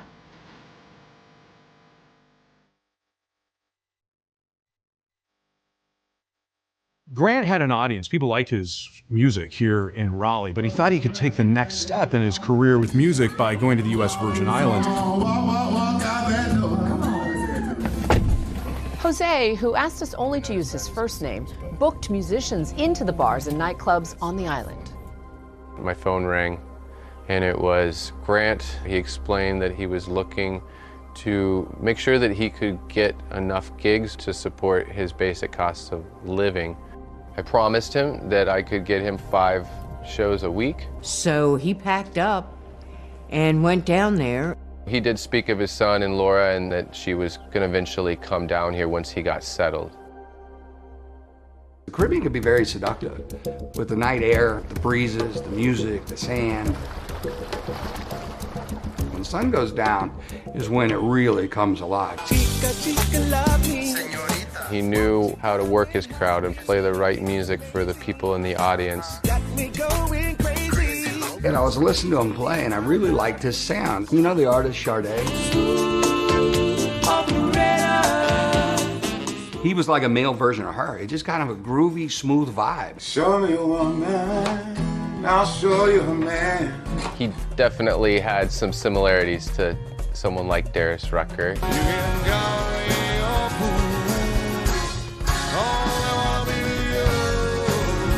I want to love, and I want to give you more. I owned a bar on the island of St. John. How I first encountered Grant Hayes, he was playing, I believe it was at the Parrot Club. He was taking a break. He says, man, I really dig your sound. I'll bring some people from my bar down. And he says, really? From your bar? Well, yeah. You know, but they won't be spending money with you if they're not at your bar. I don't care. We'll have a good time. Are you still with me when I'm gone? Are you still with me? He was just waiting for that one guy to come in that's on vacation that might be with a record company. To actually identify and recognize that this guy has talent and let's make him an offer. Man down. But for now, he had to make do with paychecks of $150 to $200 per gig. It looked from the outside looking in that Laura and Grant had a great relationship. No one really knew the trouble brewing. He was very possessive. It was like he owned her. Grant didn't want her to have a relationship with her brother. He did not want any close relationships except for the one with him. Well, she had pretty effectively been isolated from everyone else in her life. I mean, he would take her self-esteem and just crush it into the ground. I, got to the door and she answered and she had a bloody nose and a, almost black eye already. I tried to get the girl to the hospital or file a police report or anything. No, he won't do it again. It's okay. It's going to be okay. I'm not going to press charges. It's fine. She's an optimist. She thought, well, he may change eventually. Always looking for the better side of him. Grant denied ever hitting Laura. Now she's planning to join him on St. John. But then she says she receives a stark warning from family and friends. I told her, don't go back. You don't need to go back to that. She really realized, man, I have to leave him. And I said, okay. And then we had a plan for her to leave, and she had gotten sick 3 or 4 mornings in a row. And she was pregnant. I said, you can still leave. You can still go. And she said, no, I have to tell him it's the right thing to do. It would have been easy. Just stay here. But instead she went back. She was going to do whatever it took to make that family work. She went down to St. John to start over, and she had told me that he said, oh, when you come down here, it's going to be great. Now reunited on the island of St. John, Laura gives birth to their second son in August of 2009. They name him Gentle. And then you have Gentle, because now in my maturity, I'm understanding what real masculinity is, and it's gentle. She was a wonderful mother. She loved her boys more than anything, more than her own life. She was a good mother, and she laid low and was a housewife. She wasn't into the party. They were kind of living two separate lives, and that's one of the reasons why he would hang out at my house, just so that he could do what he wanted and be himself, because he couldn't do that at home. Party, stay out late, stay up all night. I never saw him like walk over and kiss her on the cheek or any of that. There wasn't that kind of in-person tenderness between them that I ever saw. The little baby, Gentle, needed some medical attention and thought that here in North Carolina would be a better place to get him the medical care he needed. So she made plans to move back to take care of her boy. Laura had left the island and he was kind of on his own. That wasn't really good for him, because then he could just really do whatever he wanted. He knew how to charm a lady and charm the crowd alike. So it wasn't hard for him to have a group of ladies to chat with after he stopped playing. He had no problem getting them to blush and getting a phone number. And sure enough, another woman soon makes waves in Grant's island life. Amanda, to me, was a striking woman. And Laura became concerned and suspicious and had a huge surprise coming her way.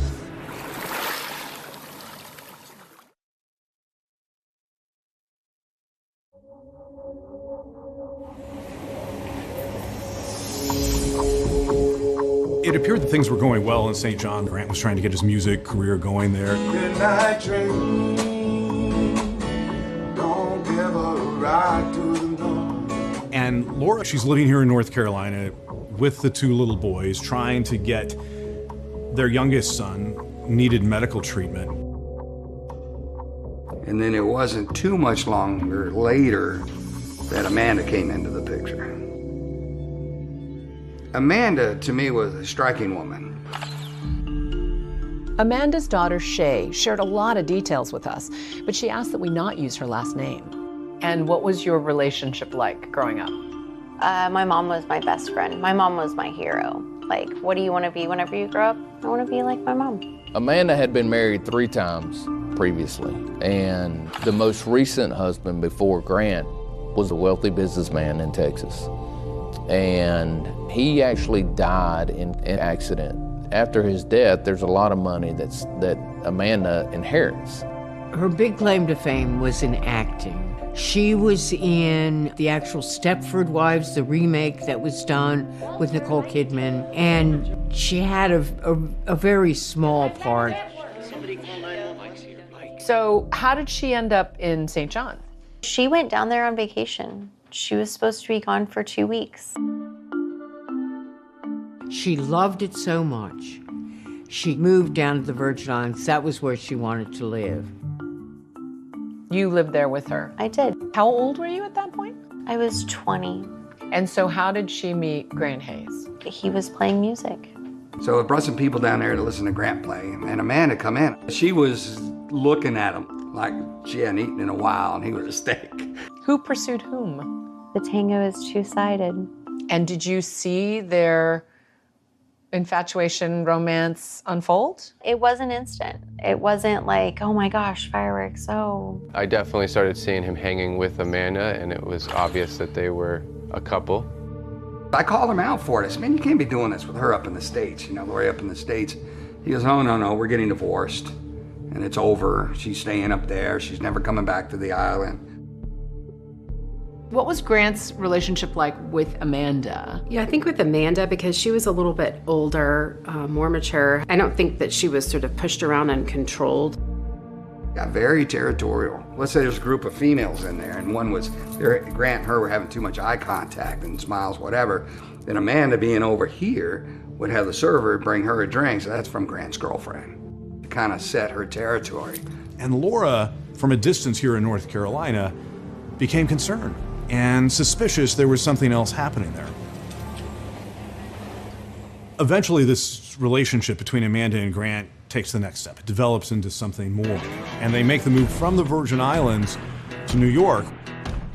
She convinced him that she can introduce him to the people that can make his career take off.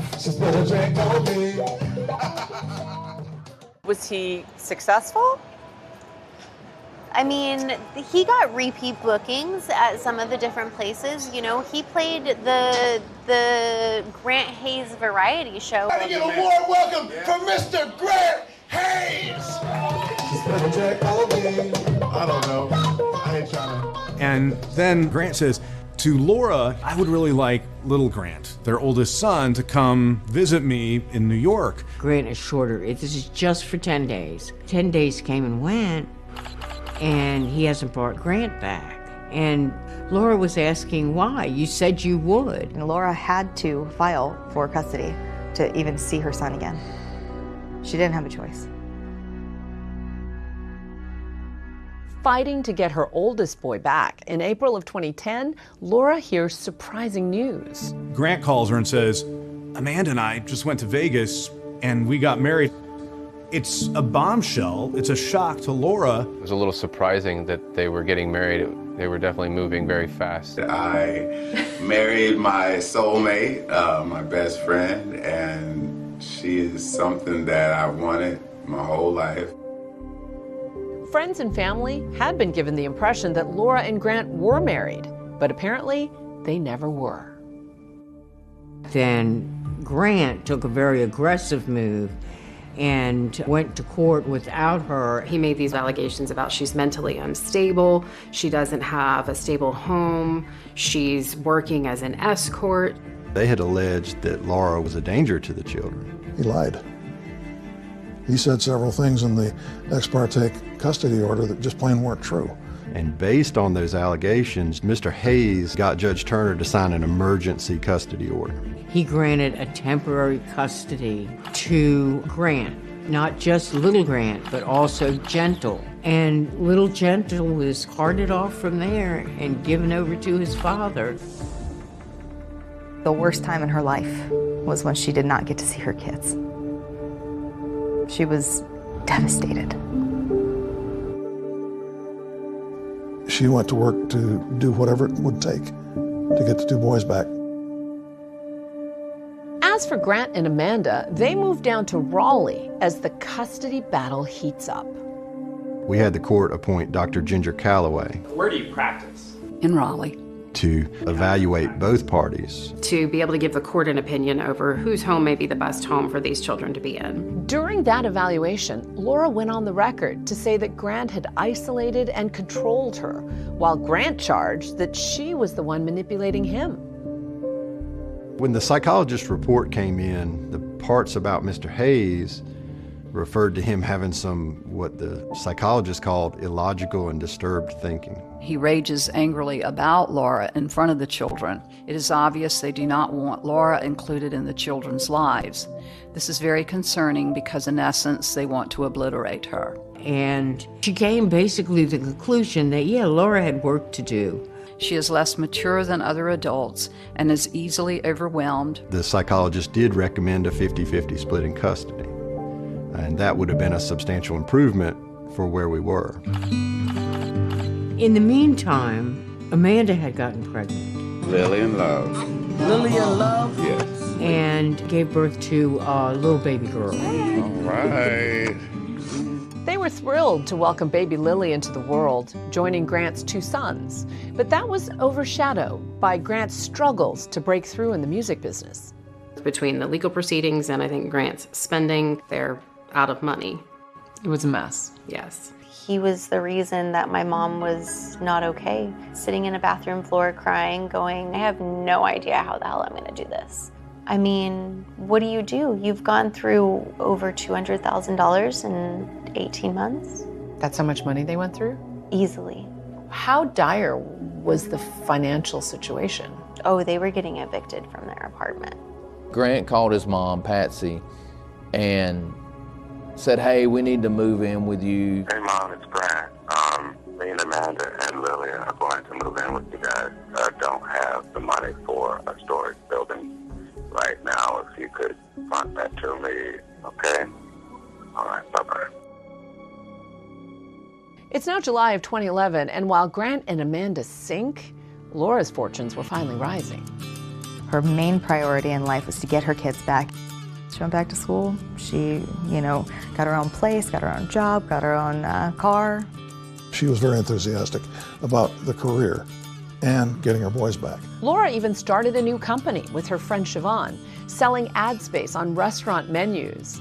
She successfully pitched local restaurant owners and socialized with new friends. I am leaving to Raleigh. I don't know if I'll be able to see it before 7, but I want to find out if they're going to be available after that at any point. So that's later.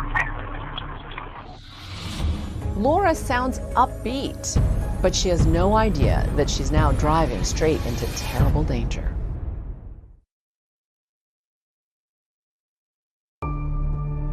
It's July 2011. Laura Ackerson hasn't been heard from in days, and her friends are worried about the 27-year-old mother of 2.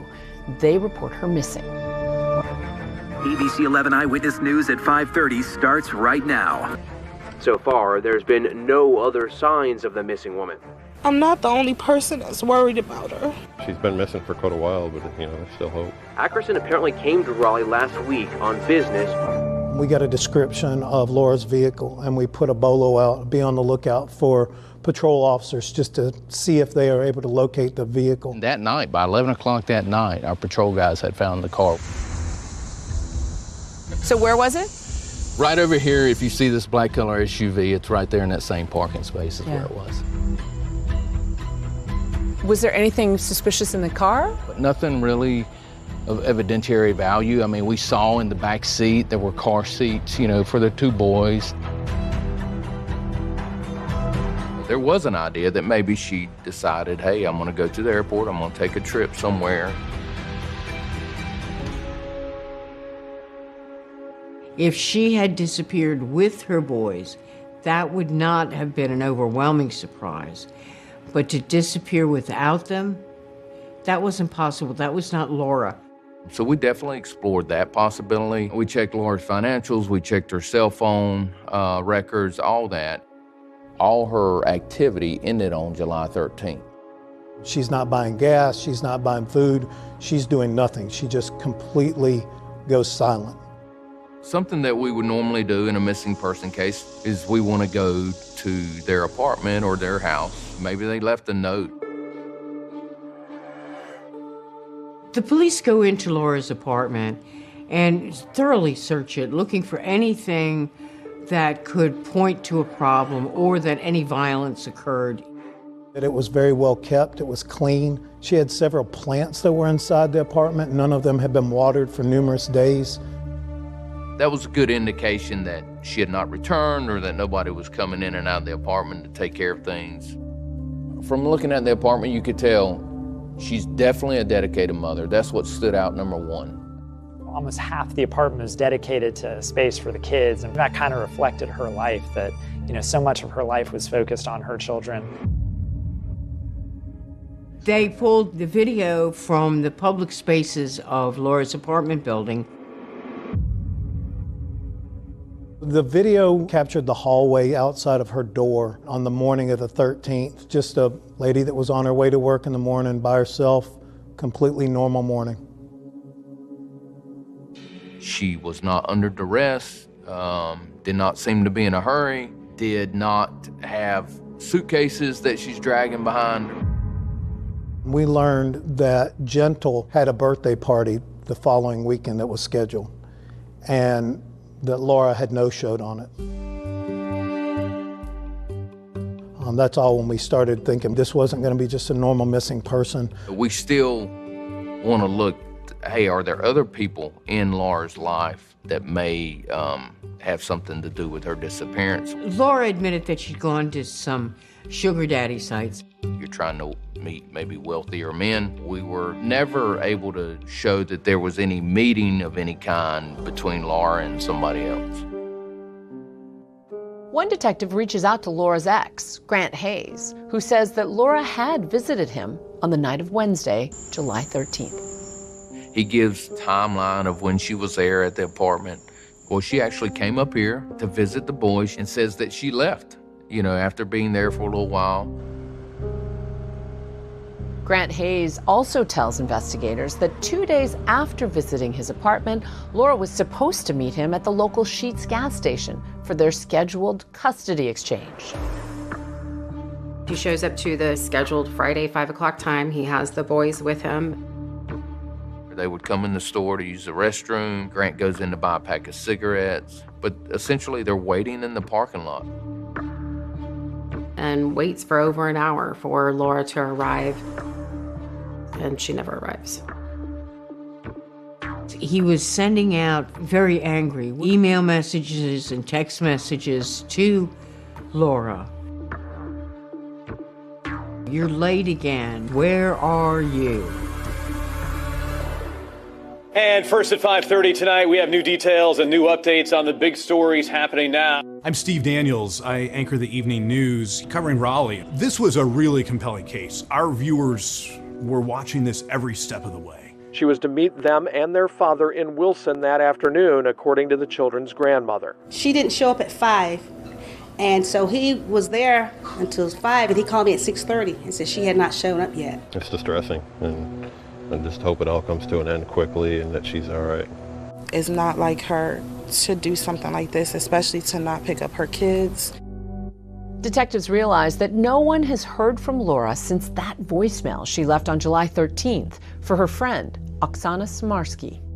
I was in a study group and I saw my phone ring and I wish I would pick it up. And if I knew what would happen, I would not let it ring. I'll give you a call when I'm done, and I just wanted to let you know too, I don't know if I'll be able to see you before 7, but that's later. Laura's destination that night had been Grant and Amanda's apartment. Tell me, where is the apartment? And so their apartment is right on the other side of this small building here. So how did you get a search warrant to go in? So we had developed enough information, I just think, to get that search warrant initially. We were really trying to develop a timeline for Laura. Any evidence that maybe Laura had been there. So one of the things that we did find in the apartment was a note. It appeared to be handwritten. Up on the counter in the kitchen area, just kind of laying there very conspicuously, which was weird.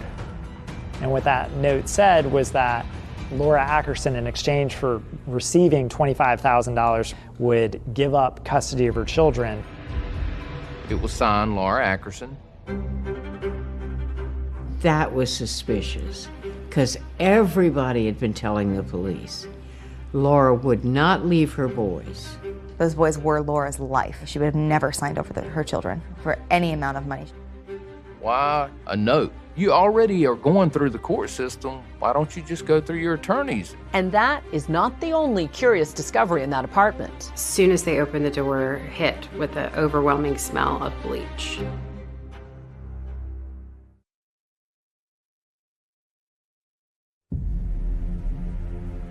It's been a week since Laura Ackerson's disappearance, and investigators are now searching the apartment of her ex, Grant Hayes. Police were here yesterday asking a lot of questions. It's a 3-bedroom apartment. There's a small kitchen area. I remember there being a couch, maybe a table, but there's not a lot of furniture. Was there anything unusual about that moment when you walked in the door? It smelled like bleach. It's just that strong odor of bleach that hits you. And so what did that tell you? At least that someone had been cleaning is what it appeared. But then we see this large, bleach stain. At that point, alarm bells are going off. Right. And that's not like a little old stain. No, a significant bleach stain right at the entryway in the apartment. It was clear something happened right here at this door that required them to bleach this carpet. And then there were a couple other things that we find that kind of throw up red flags as well. The bathroom, which before July 13th had been the place where the little boys went to brush their teeth, take their baths, play in the bathtub. Suddenly, there was nothing in that room. It's the cleanest bathroom I've ever been in. There's no floor mats, there's no shower curtain. And like shiny clean on every possible surface. And what does that point to? That something has taken place inside this bathroom that required cleaning. And I think it really stuck out too because the rest of the home, it wasn't super dirty, but it was not clean to the level that that bathroom was clean. Clearly, something happened in that bathroom. We did everything that you could do to a bathroom. We tore it apart. We ripped up the floor. We took out the plumbing and did everything that you could do forensically at that time. We even went to the apartment below, came up through the ceiling to get the plumbing, and nothing. There was nothing. There was no blood. Laura's body was not there. Nothing broken to indicate a struggle. So we still are kind of on the fence of what do we have here? So investigators now have a lot more questions for Grant and Amanda. But first, they have to find them. Detective Falk had learned that Amanda had a daughter. Her name was Shay. And Detective Falk conducted an interview with her. The police show up at your door. What was that like? Terrifying. I've never had a speeding ticket before. I've never been in trouble before. And so what did you tell them? Well, they wanted to know where my mom was. And I was like, what do you mean, where is my mom? And I was like, what is this about? And they were like, well, Laura's missing. And I was like, wait a freaking second. You guys need to find my mom. And I need you to find out where the babies are because they are probably not okay. Where Shay tells us, my mom and Grant, they took off and they went down to Texas. Grant and Amanda were loading the kids up and making a trip to Texas to visit Amanda's sister, Karen Berry. She was going to go visit my aunt because my grandmother had just died and she hadn't seen her sister in years. And I told my mom, I was like, I want to go with you. And she told me no. Amanda's daughter Shay tells police Grant rented a U-Haul trailer at this location on July 16th. That's 3 days after Laura went missing. Now what investigators want to know is why. So after finding that, I requested surveillance video from U-Haul here in Raleigh. Why'd they rent a U-Haul trailer? Well, according to Shay, there's this kind of antique hutch that she was going to give to my aunt. At this point, Grant and Amanda were downsizing their belongings as they were getting ready to move. I guess that Grant was like, take it to your sister's, it'll be safe there. Did that sound odd to you? I mean, we've had this piece of furniture for like 20 years. Why are you worried about where it's going to be now? But whatever. Grant makes a comment when he goes to get the U-Haul trailer that he's going on a fishing trip with his son. The police wanted to know where Grant was, and so they checked his cell phone pings and found out that he was in Texas. One of the first pings that we get on Amanda's cell phone is her sister Karen Berry's house. The court ordered that they were not allowed to take Grant and Gentle out of the state of North Carolina until the whole custody situation is resolved. It was definitely significant to us that he was willing to take the risk and go to Texas with these boys, knowing that if that was found out, that would be a problem for him. Pretty immediately, we make a decision, hey, we've got to go to Texas. This is literally a 20-hour drive on a hunch that we could find evidence out there. So Skinner Lane is in the middle of nowhere. 2 deputies, myself, drove to Karen Berry's house cold. She didn't know we were coming. We told her that basically we wanted to talk to her about Grant and Amanda. She told us that she was expecting us. She was very, very nervous. She cried a lot, and she said, before I answer any more questions, do you mind if I pray? And it means there's something big that you're about to tell us. And as a homicide detective, anytime somebody wants to pray, you let them pray.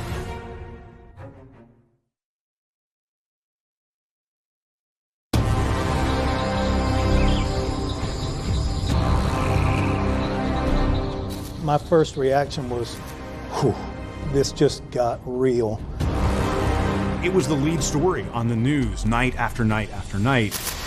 Grant shows up to the Friday handoff and waits for over an hour for Laura to arrive, and she never arrives. I can't imagine being under that Texas sun trying to find the woman's body. It was just a grotesque thing to have to do. And you would have to dive through murky water like this? It's not a swimming hole. It's not a place where people go paddling in. This is just sort of a wasteland.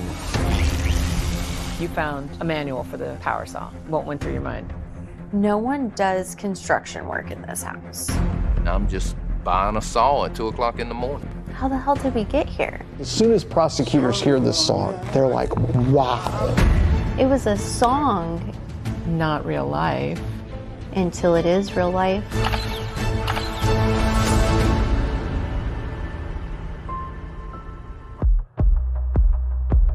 When Laura first went missing, this case sort of blew up. A young woman who's a parent who suddenly had disappeared, and she really disappeared off the face of the earth. At this point in the investigation, we really don't know what exactly has happened to Laura. Grant and Amanda had gone down to Texas to visit Amanda's sister. They rented a U-Haul trailer. We knew that Grant and Amanda had come back to Raleigh. Where is Laura Ackerson? That's what everyone's been wondering since she went missing days ago. Raleigh police finally have what could be a breakthrough lead, so they drive 1,200 miles to pay an unexpected visit to Amanda's sister, here in Richmond, Texas. Karen Berry was Amanda's sister, but in a lot of ways, she was more of a mother figure. She was who Amanda always turned to when she had any problems. Well, it was a Sunday afternoon, and I received a call out advising that the Raleigh Police Department had traveled from North Carolina, and they were requesting some investigative assistance from the sheriff's office. When they knock on the door of Karen Berry and she answers, it's almost like she was counting the minutes for them to get there. And her first reaction to them is, you can come in and I'll talk to you, but can I just have a moment to pray first? There's some soul searching going on. Yes. And do you remember the words that she prayed? Basically just a prayer of, give me the strength to do the right thing, to help me do what I need to do. After she finished praying, she tells us that Grant and Amanda had shown up on Monday the 18th. She's excited to see her sister. Lily had just been born, and Karen had never seen her. She had never met Grant. Karen didn't get a very good impression of Grant because he was hyper nervous. Grant slept most of the day. Karen pointed that out. And she could tell something was wrong with her sister. Amanda seemed troubled, but also concerning were several inquiries that Amanda and Grant had made of her and her boys. What were the peculiar questions? Well, one was about the creek. Just across the street is Oyster Creek. Karen's boys, they had a flat-bottom boat. Grant and Amanda, they were asking permission to use the boat to go out there to explore for sharks. Well, we're 90 miles inland, and this is a freshwater creek. I'm pretty confident there's never been a sighting of a shark in Fort Bend County. Grant asked, are there alligators where I can access Oyster Creek? And then they talk about they want to go fishing. They'll take the boat out fishing. And Karen said, no, that is not a place that you need little toddlers fishing. Karen told the police that they took the boat out one night. She didn't know why. The boys were sound asleep. So it didn't make any sense to her. We conveyed to her repeatedly that we are not looking at her as a suspect. And then we directed the conversation toward Laura. Did Grant and Amanda tell you anything? She clearly conveyed to me that Laura and Amanda did not get along. And then she told us Amanda had come into the kitchen and said, I need to talk with you outside. It's important. Amanda said Laura's not a good person. Amanda then tells Karen, I hurt her, I hurt Laura, I pushed her, and it's bad. We asked her, do you think that Laura's dead? And Karen said, I think that there's a good chance. And at that point, she gave us consent to search the property. The scene was immediately cordoned off. There were several areas on the property itself that we needed to search, in addition to searching the creek across the street. This creek is off of Skinner Lane, off in Corbin County. We're about 100 yards west of the 4300 block. It looks different now, right? Yeah, things have changed a lot in the last 13 years. There were big piles of trash all in the backyard. There was a hog pen to the right of the house. You uncovered a lot of evidence here. We did. We uncovered a lot of evidence. Karen was asked what items were left behind. Are these yours, or are these something that you know nothing about? We found some empty carry-on suitcases, presumably left by Grant or Amanda. We found some ice chests. Karen was not aware that they came down there with 3 coolers until she saw Grant cleaning them out in the backyard. If these were ice chests that were needed for their long journey to Texas from Raleigh, why weren't they needed during the long journey back? Fort Bend police call in crime scene investigator Officer Kim Oreskovich. They want her to search that muddy creek across the street from Karen Berry's house. When I got here is when Lieutenant told me that, hey, you're looking for a body. And so what was going through your mind? I was like, no, we're not going to find it. If there was dumped here in the creek, normally the current would take it out. The creek was probably 25 feet wide, very swampy looking. It's not a swimming hole. It's not a place where people go paddling in. This is just sort of a wasteland. There are alligators. They had someone in the boat ready to shoot an alligator. We're down, obviously, on our knees in the boat, so he's literally above us, watching for gators in front of us, see if there's any signs of a gator coming out. With a long gun in his hand. Absolutely. I can't imagine being under that Texas sun trying to find a woman's body. It was just a grotesque thing to have to do. What did you see? We're like, okay, there's something big floating on top of the water in the water lilies. My first reaction was, whew, this just got real.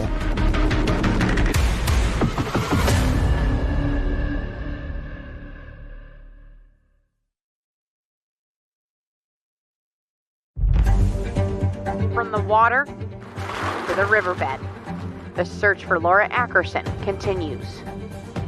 Laura's body believed to be dumped here in Texas. It was a hot July day when you went out on the boat. Yes. What did you see? We found something big floating on top of the water in the water lilies. And it was just white and pinkish. When we got up close to it, you could see that it's one half of a torso. When they said, oh, you're looking for a body, I wasn't expecting dismembered body, so that was a shock to your system. Kim pretty quickly locates what ultimately was determined to be 2 portions of a torso kind of tangled up in the vegetation of the creek. And that kind of confirmed to everybody here, now this is a homicide. Once those dismembered body parts were found floating near the surface of Oyster Creek, Houston dive teams were called in. They had to search now beneath the surface of these murky, alligator-filled waters, looking for more remains. They need to know, is it really Laura?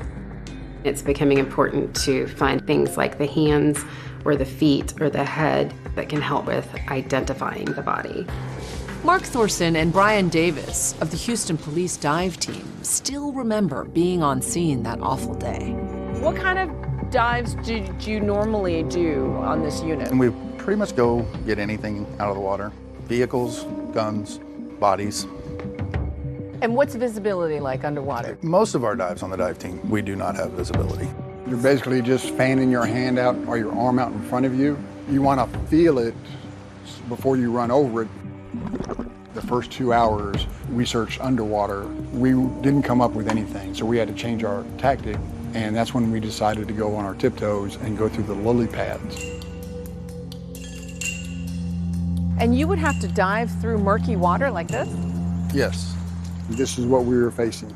When you're in the middle of it, it just closes in back on. It closes in on you, and it's difficult searching, or it's hard searching for what we're looking for. We started seeing sheen and smelling. If you've ever smelled a decomposing body, you know that odor, and you're not going to forget it. We're moving the lilies, and the scent would get stronger, or it would get weaker. As we're moving the lilies, you can see a white, grayish object in the water, and immediately knew that I had a body part. All I saw was what looked like skin, and I could see a bone.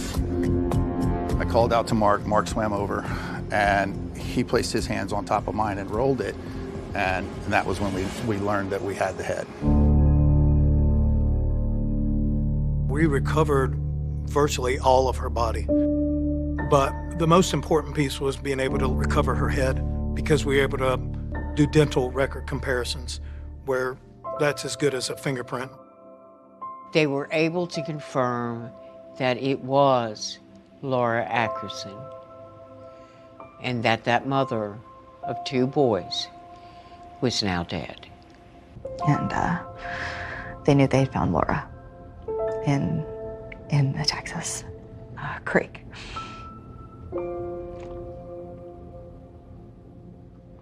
Sorry.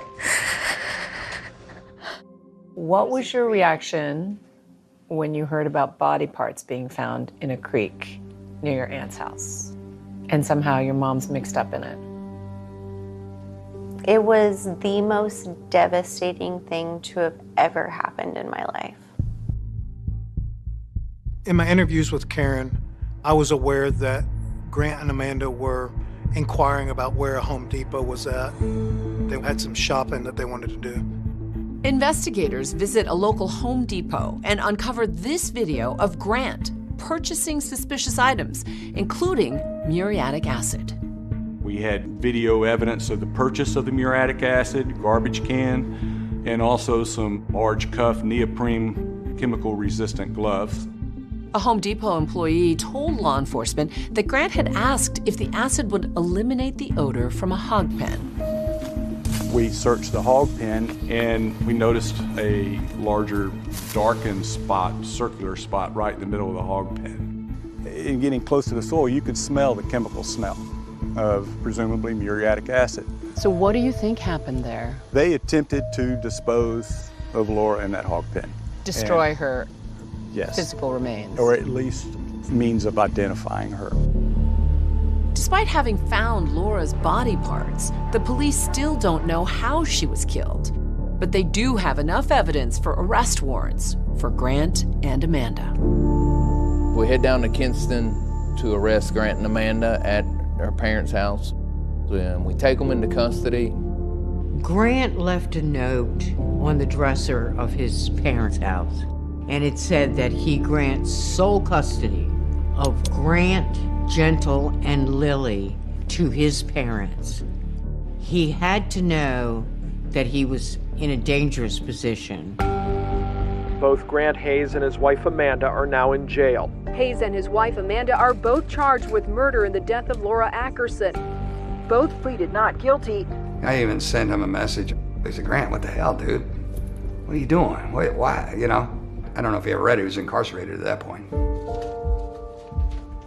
What was your reaction to her arrest and being charged with murder? Shocked. How the hell did we get here? I can't imagine a daughter watching her mother be arrested and charged with murder and have to contend with that. It's soul-shattering. It makes you question your morals and values. It makes you question who you are. Soon, authorities find even more evidence they say will bolster their case. When you see the surveillance video, what went through your mind? It's scary, it's barbaric, it's inhumane.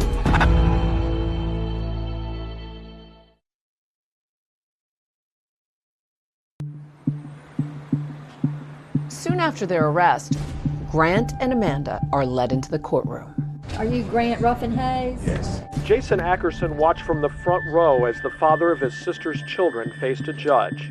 Grant Hayes III is now charged with killing his children's mother. They have also charged his wife, Amanda Hayes, with murder. Today, both Hayes and his wife went back to jail with no bond. These guys are monsters. My mom's not a monster. She got pulled into a bad situation. That woman in that picture is not the mama that I grew up with. Shay, she didn't think her mother could be responsible for anything violent. At some point, she had found this owner's manual for a skill saw. You found a manual for the power saw. For some type of power saw. What went through your mind? No one does construction work in this house, and I don't see anything freshly built. She made a decision to kind of help us. I figured if they had the manual, they could figure out where he bought it, and they did. It was Walmart that tells us, yeah, we actually sold one on the early morning hours of July 14th. They found Grant Hayes at 2:30 in the morning after Laura Ackerson was last seen on the 13th at Walmart buying supplies, plastic, gloves, PPE, plus a reciprocating saw. A reciprocating saw, depending on the blade you use, can rip through almost anything. The video shows him kind of pacing back and forth and looking at the different saws. You know, you wonder, like, what's going through his mind as he's doing this. He went in, he didn't disguise himself. He didn't try to cover up his looks, didn't try to dodge cameras. He's very cool and calm and collected, knowing that he's got a dead body at home. I'm just buying a saw at 2 o'clock in the morning. I am a retired reporter with the ABC station in Raleigh, Durham, North Carolina. I'm Ed Crump right now in Raleigh. I was the crime reporter. Early in pretrial motions, we started learning that the defense strategy for Amanda appeared to be to blame Grant. And for Grant, it appeared to be to blame Amanda. They both throw each other under the bus. They absolutely do. They both blame each other. It's like a murderous he said, she said. For sure. And it makes sense, right? If you're looking at it from a defense standpoint, for either one of them, you need to blame it on somebody else. Once it became clear from defense motions that one defendant was going to blame the other, the judge said if we do them separately, they both get a fair trial. Finally, 2 years after the murder of Laura Ackerson, Grant's trial begins. I was an assistant district attorney, and I prosecuted Grant and Amanda Hayes. On July 13th of 2011, Laura Ackerson woke up excited. Little did she know that within 24 hours, that man, the father of her children, would be the one responsible for her murder and disappearance. I represented Grant Hayes. Another attorney, Will Durham, joined me. Our defense was Grant didn't do this. There's no evidence he did this, and all the evidence suggests that Amanda is the perpetrator of the homicide. His attorneys made this point, and they were right. Just because Grant did a gruesome deed by disposing of a body and dismembering it doesn't mean he's a murderer. His mindset was very much, he didn't do this, they couldn't prove it, and he would be fine. In the 2 years since the murder, Grant Hayes has appeared in court several times. Some court observers say he often looks smug. Maybe that's because he thinks he can pin the murder of Laura Ackerson on his wife. What was Grant's demeanor like during the trial? Disgusting. He was so nonchalant. He had no problem. He was going to beat this. District Attorney may call your witness. The way the prosecution decides to begin their case is to paint a portrait of Laura Ackerson. To do that, they bring in the people who know her best. Laura loved her children more than anything, and it showed in every action that she took. I told Laura that if she wanted to fight for her kids, I would be there to support her. And she said, I'm going to fight every step of the way. Would you state your name, please? Siobhan Nicole Mathis. Her main priority was to get her children back before anything else. Even when she was working, she would drop whatever she had to do for her kids. As we watched this case unfold, it was so striking to see the extraordinary lengths Grant and Amanda went to try to cover up their crime, but they left a very clear trail behind them. Describe the range of evidence you had to deal with. The defendant went out and tried to find the best saw blade and the best plastic sheeting and acid. We're able to use these saw blades and had a scientist from NC State compare the saw marks in Laura's body. You can see how the blades actually match up. These coolers really were evidence of the deliberation and thoughtfulness that the defendant had after the murder. Could you unfold that and display that for the jury? Has some sort of bleached discoloration. Electrical tape that was purchased. Despite this mound of evidence, we don't actually know how she was murdered. Sure, there's 3 adults in the apartment when this happened, and 2 of them are charged with first-degree murder, and 1 person's dead. It was kind of hard to prove exactly what had transpired. I didn't have enough information with the parts that we received to determine the exact cause of death. What was your opinion as to cause of death?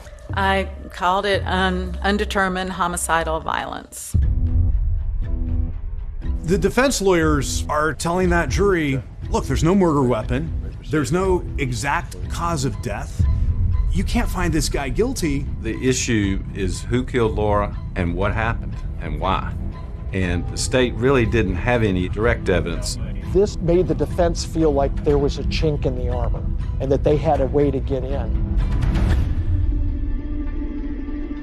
But soon, prosecutors would try to use Grant's own words against him. I got 2 kids by you. I can't take any more from you. As soon as prosecutors hear this song, they're like, wow.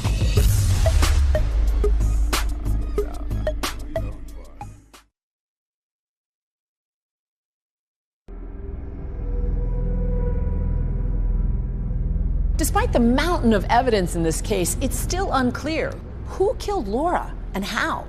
The prosecution is about to call a witness who claims to know what happened. Here is jailhouse informant Pablo Trinidad, who can tell us what Grant said happened inside that apartment. Pablo Trinidad met Grant at the Wake County Jail, where they were both behind bars. Pablo was being held for drug-related offenses. He's the typical snitch witness. He was doing maybe 25 years. He was looking a way to try to get a sentence reduction. Were y'all housed in the same area of the jail? Yes, ma'am. We had several conversations throughout the period that we was housed together. Pablo Trinidad got in front of that courtroom on the witness stand, and he said, Grant told me in our jail cell, he and Amanda strangled Laura. He said he placed a call to her and lured her to his apartment. And that's when him and his wife subdued her and strangled her. With the corroborating evidence, there was this glimmer of truth in there. Whether you want to believe what he's saying, you got to take it with a grain of salt. You can't prove it other than this is just my word. Your testimony is that during that 5 days, y'all developed such a special bond that he told you all his deepest, dark secrets. That's correct. Defense lawyers chipped away at Pablo. They knew that Pablo had snitched on other cellmates before. And so you started thinking back, what are all the names I can give these people, didn't you? Yes. And you remembered Grant Hayes. He was your meal ticket, wasn't he? One of them, at least. If you want to put in those words, that's your words, not mine. Thank you, sir. You missed on that. I hate to say that a jailhouse snitch was a pivotal witness in this case, but he was. The prosecution has one last piece of evidence, and fitting for Grant, it starts with a beat. Shay actually brought to our attention. She knew about this song that Grant had previously recorded. It was called Broomstick Rider. Broomstick Rider, just happened to be my baby's mama. Don't tell it to me. The lyrics of it told what his desire to do to Laura was. I put a price tag on your head. That's right. You must have told your attorney I got intentions on killing you. What? The sort of might stop me. My bullets will get you. He wrote this song with Laura in mind. His attorney called it a parody. The state at this time would seek to publish a song that was recovered off of the defendant's iPod. The defense objected to the song, saying it wasn't relevant, but the judge overruled and allowed it in. Broomstick rider, just happened to be my baby's mama. We both kind of peer over and see the defendant bobbing his head and sort of rocking out to the song about killing the person that he was on trial for killing, which was sort of a staggering event. It was a song. It was a song. Not real life. Until it is real life. And it messes up your entire existence. It messes up who you think you are at your core. Can we take a second?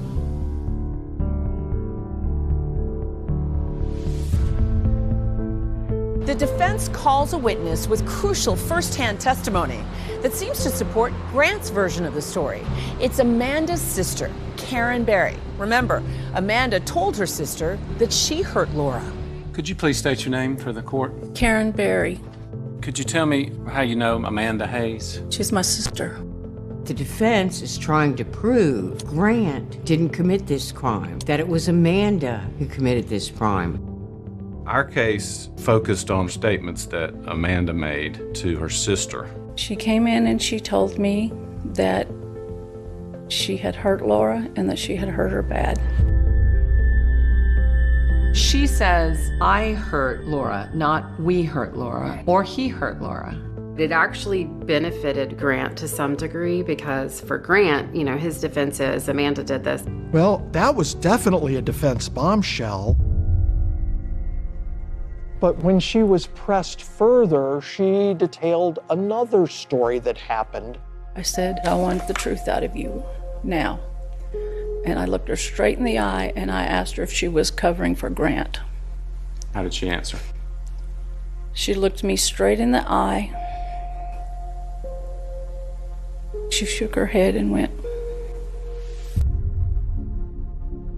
Well, that kind of undid everything else. The defendant's whole case sort of backfired on them. I mean, Karen's testimony did not come out like they wanted to come out.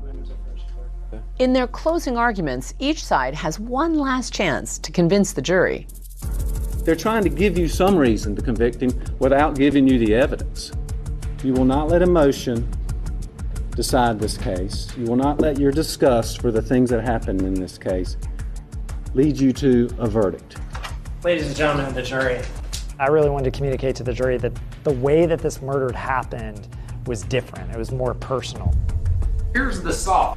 And so that's why I pulled out that saw. This saw cut someone in half. These are the lengths that the defendant went to try to not just get away with this murder, but also erase Laura from the world. He is guilty beyond a reasonable doubt, and you should find him so. Thank you. After 3 weeks of graphic testimony with 50 witnesses and 500 pieces of evidence, the jury goes out to deliberate. Within 2 hours, they're back with a verdict. We, the jury, by unanimous verdict, find the defendant, Grant Ruffin Hayes III, to be guilty of murder in the first degree. Grant Hayes was sentenced to life in prison without chance of parole. I was happy to see that he got that, and I was happy to see that the jury felt the same way. Glad he's not going to be part of society. It is consolation for that factor, but still doesn't bring her back. Only a couple of months later, it's time for Amanda to face justice. Amanda took the witness stand in her own defense. I was just doing whatever he told me to do. Grant did not testify, but now he's talking to me. This is a Global Tellink prepaid call from Grant Hayes. Hello? Hey, Grant? Yes. It's Juju Chang at ABC News.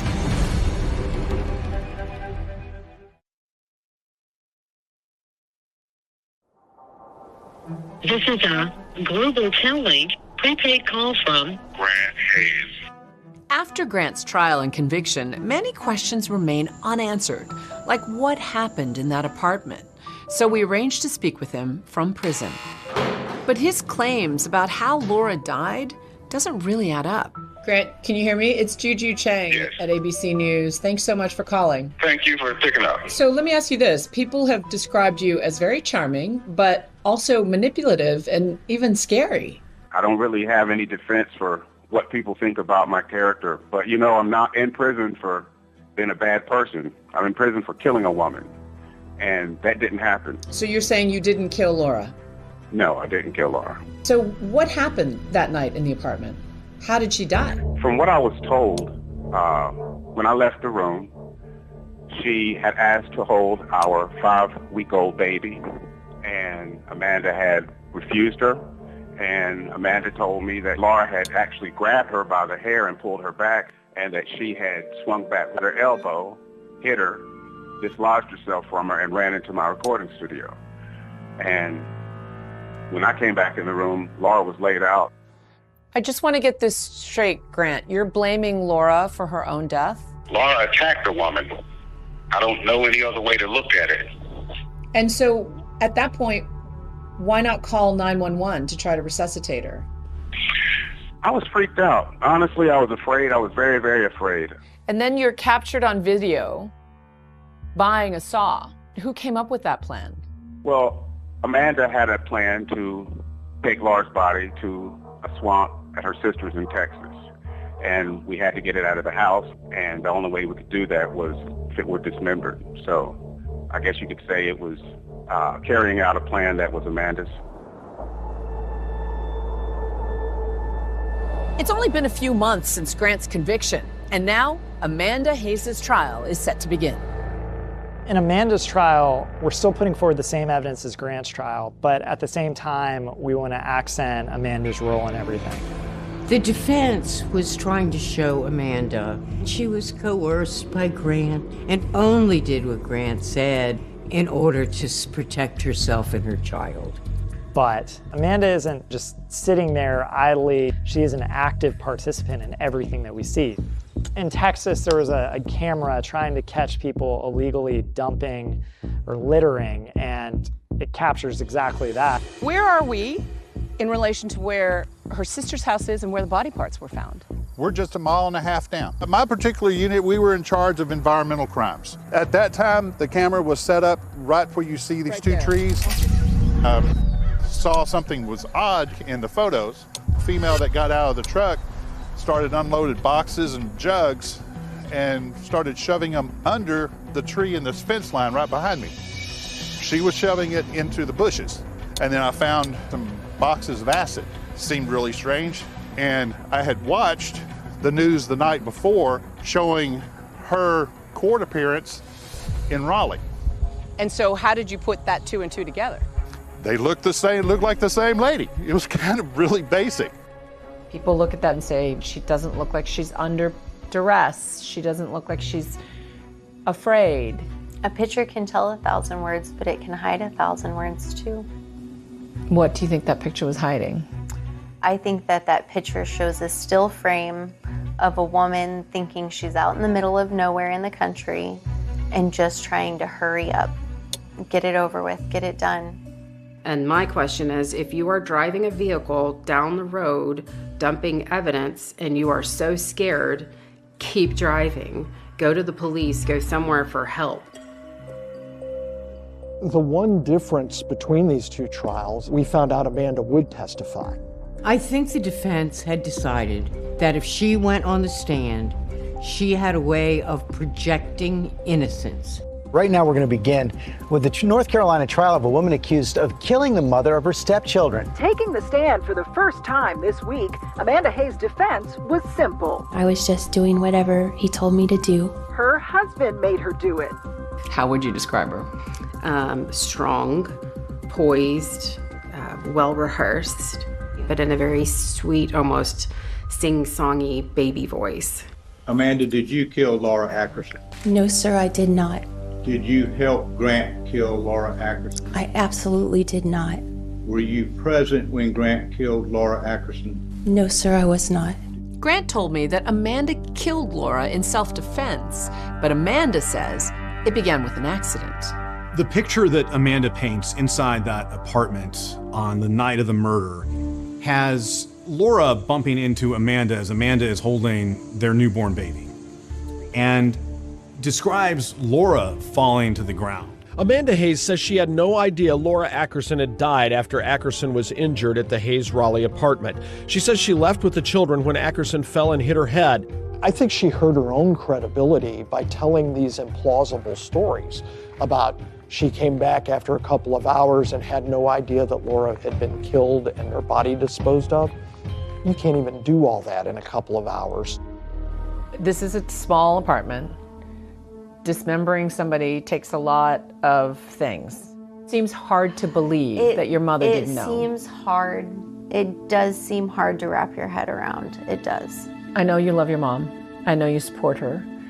Could it be that you're seeing it through rose-colored glasses? Absolutely. And that perhaps she was more involved than you'd like to believe? Nobody will ever know what they don't know. She also testified that her husband threatened to kill her if she didn't help dispose of the body. He told me that that I had to help figure out how to get rid of this body, or else none of us were making it back to North Carolina, to Raleigh. Did it ever seem to you like she could have also been a victim of Grant Hayes? You know, I feel like there's a possibility that Amanda was a victim of Grant's charisma, Grant's narcissism. But beyond that, I don't believe that she was a victim of anything.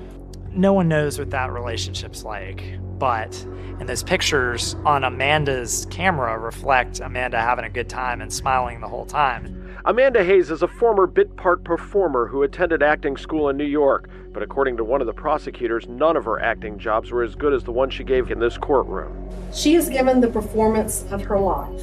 She came across as sympathetic. She came across as, Grant's the controlling jerk, and I just got swept up in all this. We're asking that you find her not guilty on both charges. But would the jury believe Amanda? We may never know what kind of verdict Amanda Hayes expected. If it was something different than what she got, her face didn't show it. And what does Grant make of it all? Laura's death killed me. You're saying essentially that you're the victim in all of this.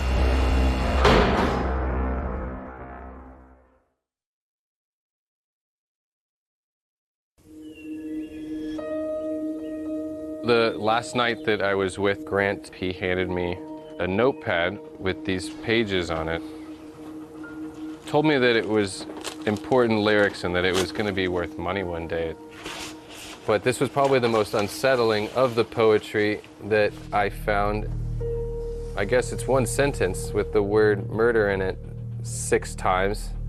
It's murder, murder, murder, murder in my veins, murder in my soul, desertless in my heart, but to let this all go. And I think that's what just really upset me a little bit and had goosebumps when I read that for the first time after finding out about Laura. Dramatic testimony in a first-degree murder case. Did her husband force her to cover up his crime? It will be up to the jury to decide if Amanda Hayes was his accomplice or another victim. It's time for Amanda to face justice. They wanted Amanda found responsible for her role in the death of Laura to the tune of first-degree murder. It is the unanimous verdict of the jury that the defendant is guilty of murder in the second degree. Amanda was convicted of the lesser charge of second-degree murder, and she was sentenced to between 13 and 17 years in a North Carolina prison. They were both there. They both had the opportunity to save Laura's life. Neither one of them did it, so to me that makes them both guilty of first-degree murder. What was your reaction to the verdict against your mom? It was a glimpse of hope. Why is that? Because it wasn't life with no chance of parole. Amanda is later tried and convicted in Texas for tampering with evidence, resulting in an additional 20 years in prison. What does justice look like for her? I think more of it is what does justice look like for Laura and those little boys. Who actually delivered a death blow? I don't know if Grant did it or if Amanda did it. The fact is, this husband and wife collaborated to kill this woman. Despite Despite being convicted for killing Laura, Grant remains steadfast in defending his image. It doesn't sound to me like you have a lot of remorse about Laura's death. Let me tell you something about my remorse in Laura's death. Laura's death killed me, killed my family. So I think I'm the most remorseful person. I am the one who everyone points at and says, he did this. He's the bad guy. He's the monster under the bed. It's just not true. You're saying essentially that you're the victim in all of this. No. Amanda and Lillian were the victims. What, if any, regrets do you have in this whole matter? I regret that we took her body apart. Ooh. It just colors the way that people are going to see me for the rest of my life. When you think about Laura, what comes to mind? I talk to her. I ask her to always watch over all of the kids. And I tell her thank you for watching over me. Today, all 3 of Grant's children are being raised by his own mother. The kids have no contact with Grant or Amanda. Those boys were Laura's life. She was doing everything to have a better life for them. She was a wonderful mother. She loved her boys more than anything, more than her own life.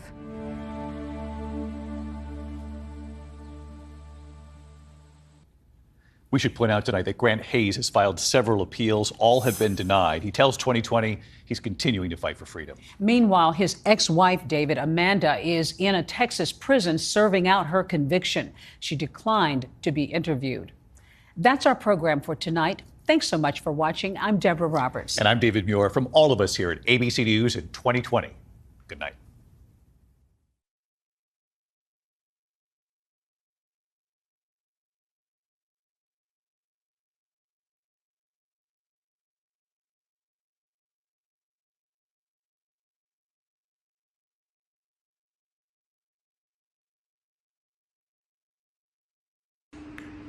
Xin chào tất cả các bạn, chào mừng các bạn đang quay trở lại với kênh YouTube của mình. Trong video ngày hôm nay thì mình sẽ review cho các bạn một câu chuyện được nằm trong cuốn sách Điều kỳ diệu tình yêu, hạt giống tâm hồn, mang tựa đề đó là Chiếc ví tình yêu. Bây giờ các bạn hãy cùng đến với nội dung chi tiết của câu chuyện. Và nếu các bạn cảm thấy yêu thích những cái nội dung có trên kênh của mình thì có thể dành tặng cho kênh của mình một nút like, một nút share và một nút đăng ký kênh review về những cuốn sách các bạn nhé. Bây giờ chúng mình hãy cùng đến với nội dung của câu chuyện. Câu chuyện này thì cũng khá là dài, được nằm trong trang 116 đến 123. Cũng rất là hay, một câu chuyện mình đánh giá rất là ý nghĩa và hay, và các bạn nên đón đọc câu chuyện này. Đó. Chiếc ví của tình yêu. Một chiều đông lạnh giá, trên đường về nhà thì tôi tình cờ nhặt được một chiếc ví bằng da màu nâu đã cũ sờn, có sợi dây nơ màu đỏ. Bên trong ví không có bất cứ giấy tờ tùy thân nào mà chỉ vỏn vẹn $3 và một phong thư nhàu nát. Những chữ duy nhất có thể đọc được trên ví thư là địa chỉ của người gửi. Tôi liền mở lá thư ra, hy vọng sẽ tìm được một chút manh mối về chủ nhân của chiếc ví. Hàng chữ ghi ngày tháng đập vào mắt tôi đầu tiên. Bức thư này được viết cách đây đã 50 năm. Lá thư được viết với những nét chữ người con gái mềm mại, trên nền giấy xanh điểm xuyết vài bông hoa nhỏ ở góc phía bên trái. Đó là thư chia tay gửi cho một anh người tên là Michel. Cô gái nói rằng cô gái không thể gặp anh ta nữa vì gia đình ngăn cản, nhưng dù vậy cô vẫn luôn yêu anh. Cuối thư ký tên là Hannah. Nội dung thư khá là xúc động nhưng chẳng có chi tiết gì rõ ràng ngoại trừ cái tên Michel.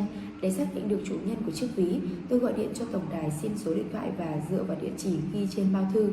Sau khi nghe tôi trình bày, người trực tổng đài ngần ngừ một lát rồi nói chủ nhà ở địa chỉ có đăng ký số điện thoại, nhưng rất tiếc tôi không thể cho anh số điện thoại được. Cô lịch sự đề nghị rằng chính cô sẽ gọi điện cho người ở địa chỉ đó, giải thích câu chuyện và hỏi xem họ có muốn tiếp chuyện với tôi hay không. Vài phút sau, cô quay lại và chuyển máy cho tôi. Tôi hỏi người phụ nữ ở đầu dây bên kia về người phụ nữ tên là Hannah, và bà ta vội đáp: ồ, chúng tôi mua căn nhà này cách đây đã 30 năm. Hình như gia đình có cô ấy tên là Hannah, nhưng cách đây vài năm Hannah đã đưa mẹ vào viện dưỡng lão. Tôi gọi điện đến viện dưỡng lão và được biết cụ bà đã qua đời, nhưng họ có cho biết số điện thoại của người con gái. Tôi lại tiếp tục gọi điện đến số điện thoại được cho biết và biết rằng bà Hannah hiện đang ở trong một viện dưỡng lão. Thật là ngốc, tôi tự nghĩ sao mình lại mất công đi tìm chủ nhân của một chiếc ví chỉ có $3 với một bức thư cú mèo ở những năm tháng ở 50 năm trước kia chứ. Tuy nhiên tôi vẫn gọi điện đến nhà dưỡng lão nơi có cô Hana, giờ đây đã là bà Hana đang ở. Vâng, bà Hana đang ở cùng với chúng tôi, đó là câu trả lời mà tôi nhận được. Mặc dù đã 10 giờ đêm nhưng tôi vẫn lái xe đến viện dưỡng lão. Sau khi giải thích với cô y tá trực đêm, tôi được cô đưa lên tầng 3 của tòa nhà, giới thiệu với bà Hana. Bà cụ trông thật phúc hậu với mái tóc bạch kim, gương mặt tươi tắn và đôi mắt sáng tinh anh. Tôi kể chuyện cho bà nghe về chuyện mình nhặt được chiếc ví và cho bà xem bức thư. Vừa trông thấy phong thư màu xanh điểm xuyết vài cánh hoa nhỏ nơi góc trái, bà Hana hít một hơi dài và nói đây là lần liên lạc cuối cùng của bà với Michel. Bà quay đi một lúc như chìm đắm trong suy tưởng, rồi nhẹ nhàng nói bà yêu anh ấy biết bao, nhưng khi ấy bà mới chỉ 16 tuổi và gia đình bà cho rằng bà còn quá trẻ để yêu. Chao ôi, anh ấy mới tuyệt làm sao. Rồi bà tiếp tục, Michel là một người tuyệt vời, nếu cháu tìm thấy anh ấy, hãy nói rằng bà luôn nghĩ đến anh. Và ngập ngừng một lúc lâu, gần như cắn chặt môi, bà nói tiếp, nói rằng bà vẫn yêu anh ấy, cháu biết không? Bà mỉm cười, đôi mắt ngân ngấn nước. Bà chưa từng kết hôn, bà nghĩ rằng không ai có thể sánh bằng Michel cả. Tôi xúc động nhưng phải nói lời chào tạm biệt bà Hana vì đêm đã khuya. Xuống tới tầng 1, tôi gặp một người bảo vệ ở ngay trước cửa thang máy. Anh ta hỏi, bà cụ có giúp được gì cho anh không? Tôi trả lời rằng bà đã cho tôi thêm được một manh mối, ít nhất là tôi biết được họ của ông ấy. Nhưng tôi nghĩ rằng phải gác chuyện này sang một bên ít lâu. Cả ngày nay tôi đã cố tìm cho được chủ nhân của chiếc ví này. Tôi lấy chiếc ví ra cho anh ta xem. Vừa trông thấy chiếc ví, anh bảo vệ la lên, khoan đã, đây là chiếc ví của ông Gonten. Tôi có thể nhận ra nó ở bất kỳ đâu nhờ vào sự dậy Senner này. Ông cụ thường hay làm mất ví, ít nhất 3 lần rồi tôi tìm thấy chiếc ví trong hội trường này. Ông Gonten là ai vậy? Tôi hỏi mà có cảm giác tay mình run lên. Ông sống ở tầng 8. Chắc chắn đây là chiếc ví của ông Michel. Chắc ông cụ đã làm rơi nó trên đường đi dạo. Tôi cảm ơn ông bảo vệ rồi chạy vội đến phòng y tế để nói cho cô y tá trực ban những gì ông bảo vệ vừa bảo. Chúng tôi trở lại thang máy tầng 8. Tôi thầm cầu nguyện ông Gonten vẫn còn thức. Chúng tôi bước vào căn phòng duy nhất còn sáng đèn. Một người đàn ông đang ngồi đọc sách. Cô y tá đến hỏi ông có làm mất chiếc ví hay không. Ông Gonten ngước nhìn lên với vẻ ngạc nhiên, rồi lần tìm túi sau của mình và nói, ồ, nó lại bị mất rồi. Chàng trai này đã tìm thấy chiếc ví và chúng cháu có nghĩ có lẽ là của ông. Tôi trao cho ông Gonten chiếc ví. Vừa trông thấy nó, ông cụ mỉm cười nhẹ nhõm rồi nói, đúng nó rồi, chắc ông đánh rơi nó nhiều chiều nay. Này chàng trai trẻ, ông muốn thưởng cho cháu một món đồ gì đó. Không cần đâu thưa ông, tôi đáp và nắm lấy tay ông cụ. Nhưng cháu muốn kể với ông một việc. Cháu đã đọc bức thư bên trong và hy vọng rằng đã tìm thấy chủ nhân của chiếc ví. Đột nhiên, nụ cười của gương mặt ông cụ tắt ngấm. Cháu đã đọc lá thư đó à? Không chỉ đọc lá thư, cháu còn biết được bà Hana hiện đang ở đâu nữa. Ông xúc động nắm chặt tay tôi. Hana, cháu có biết Hana ở đâu à? Cô ấy khỏe không? Còn xinh đẹp như trước không? Làm ơn cho ông biết đi. Bà ấy vẫn khỏe, vẫn xinh đẹp như khi ông biết bà. Tôi khẽ đáp. Cháu cho ông biết nơi ở của bà ấy, được không? Sáng mai ông gọi điện cho cô ấy. Giọng ông run run, gần như thầm thì. Cháu biết không, ông yêu Hana đến nỗi khi nhận được lá thư này, ông có cảm giác cuộc đời của mình chấm dứt từ đó. Nhưng ông chưa từng kết hôn, ông chỉ yêu một mình bà ấy thôi. Ông đi với cháu nhé. Tôi nói. Chúng tôi đi xuống thang máy tầng 3. Sảnh đã tắt đèn, chỉ còn 1-2 ngọn đèn thắp sáng dẫn lối chúng tôi đến phòng sinh hoạt chung. Nơi đó Hana vẫn ngồi một mình xem tivi. Cô y tá bước lại gần chỗ bà. Bà Hana, cô nói nhỏ chỉ với tay về phía Michel đang đợi ở cửa. Bà có biết người này không? Chỉnh lại gọng kính, bà nhìn lại một chút nhưng không nói lời nào. Michel khẽ lên tiếng, dường như chỉ là thì thầm.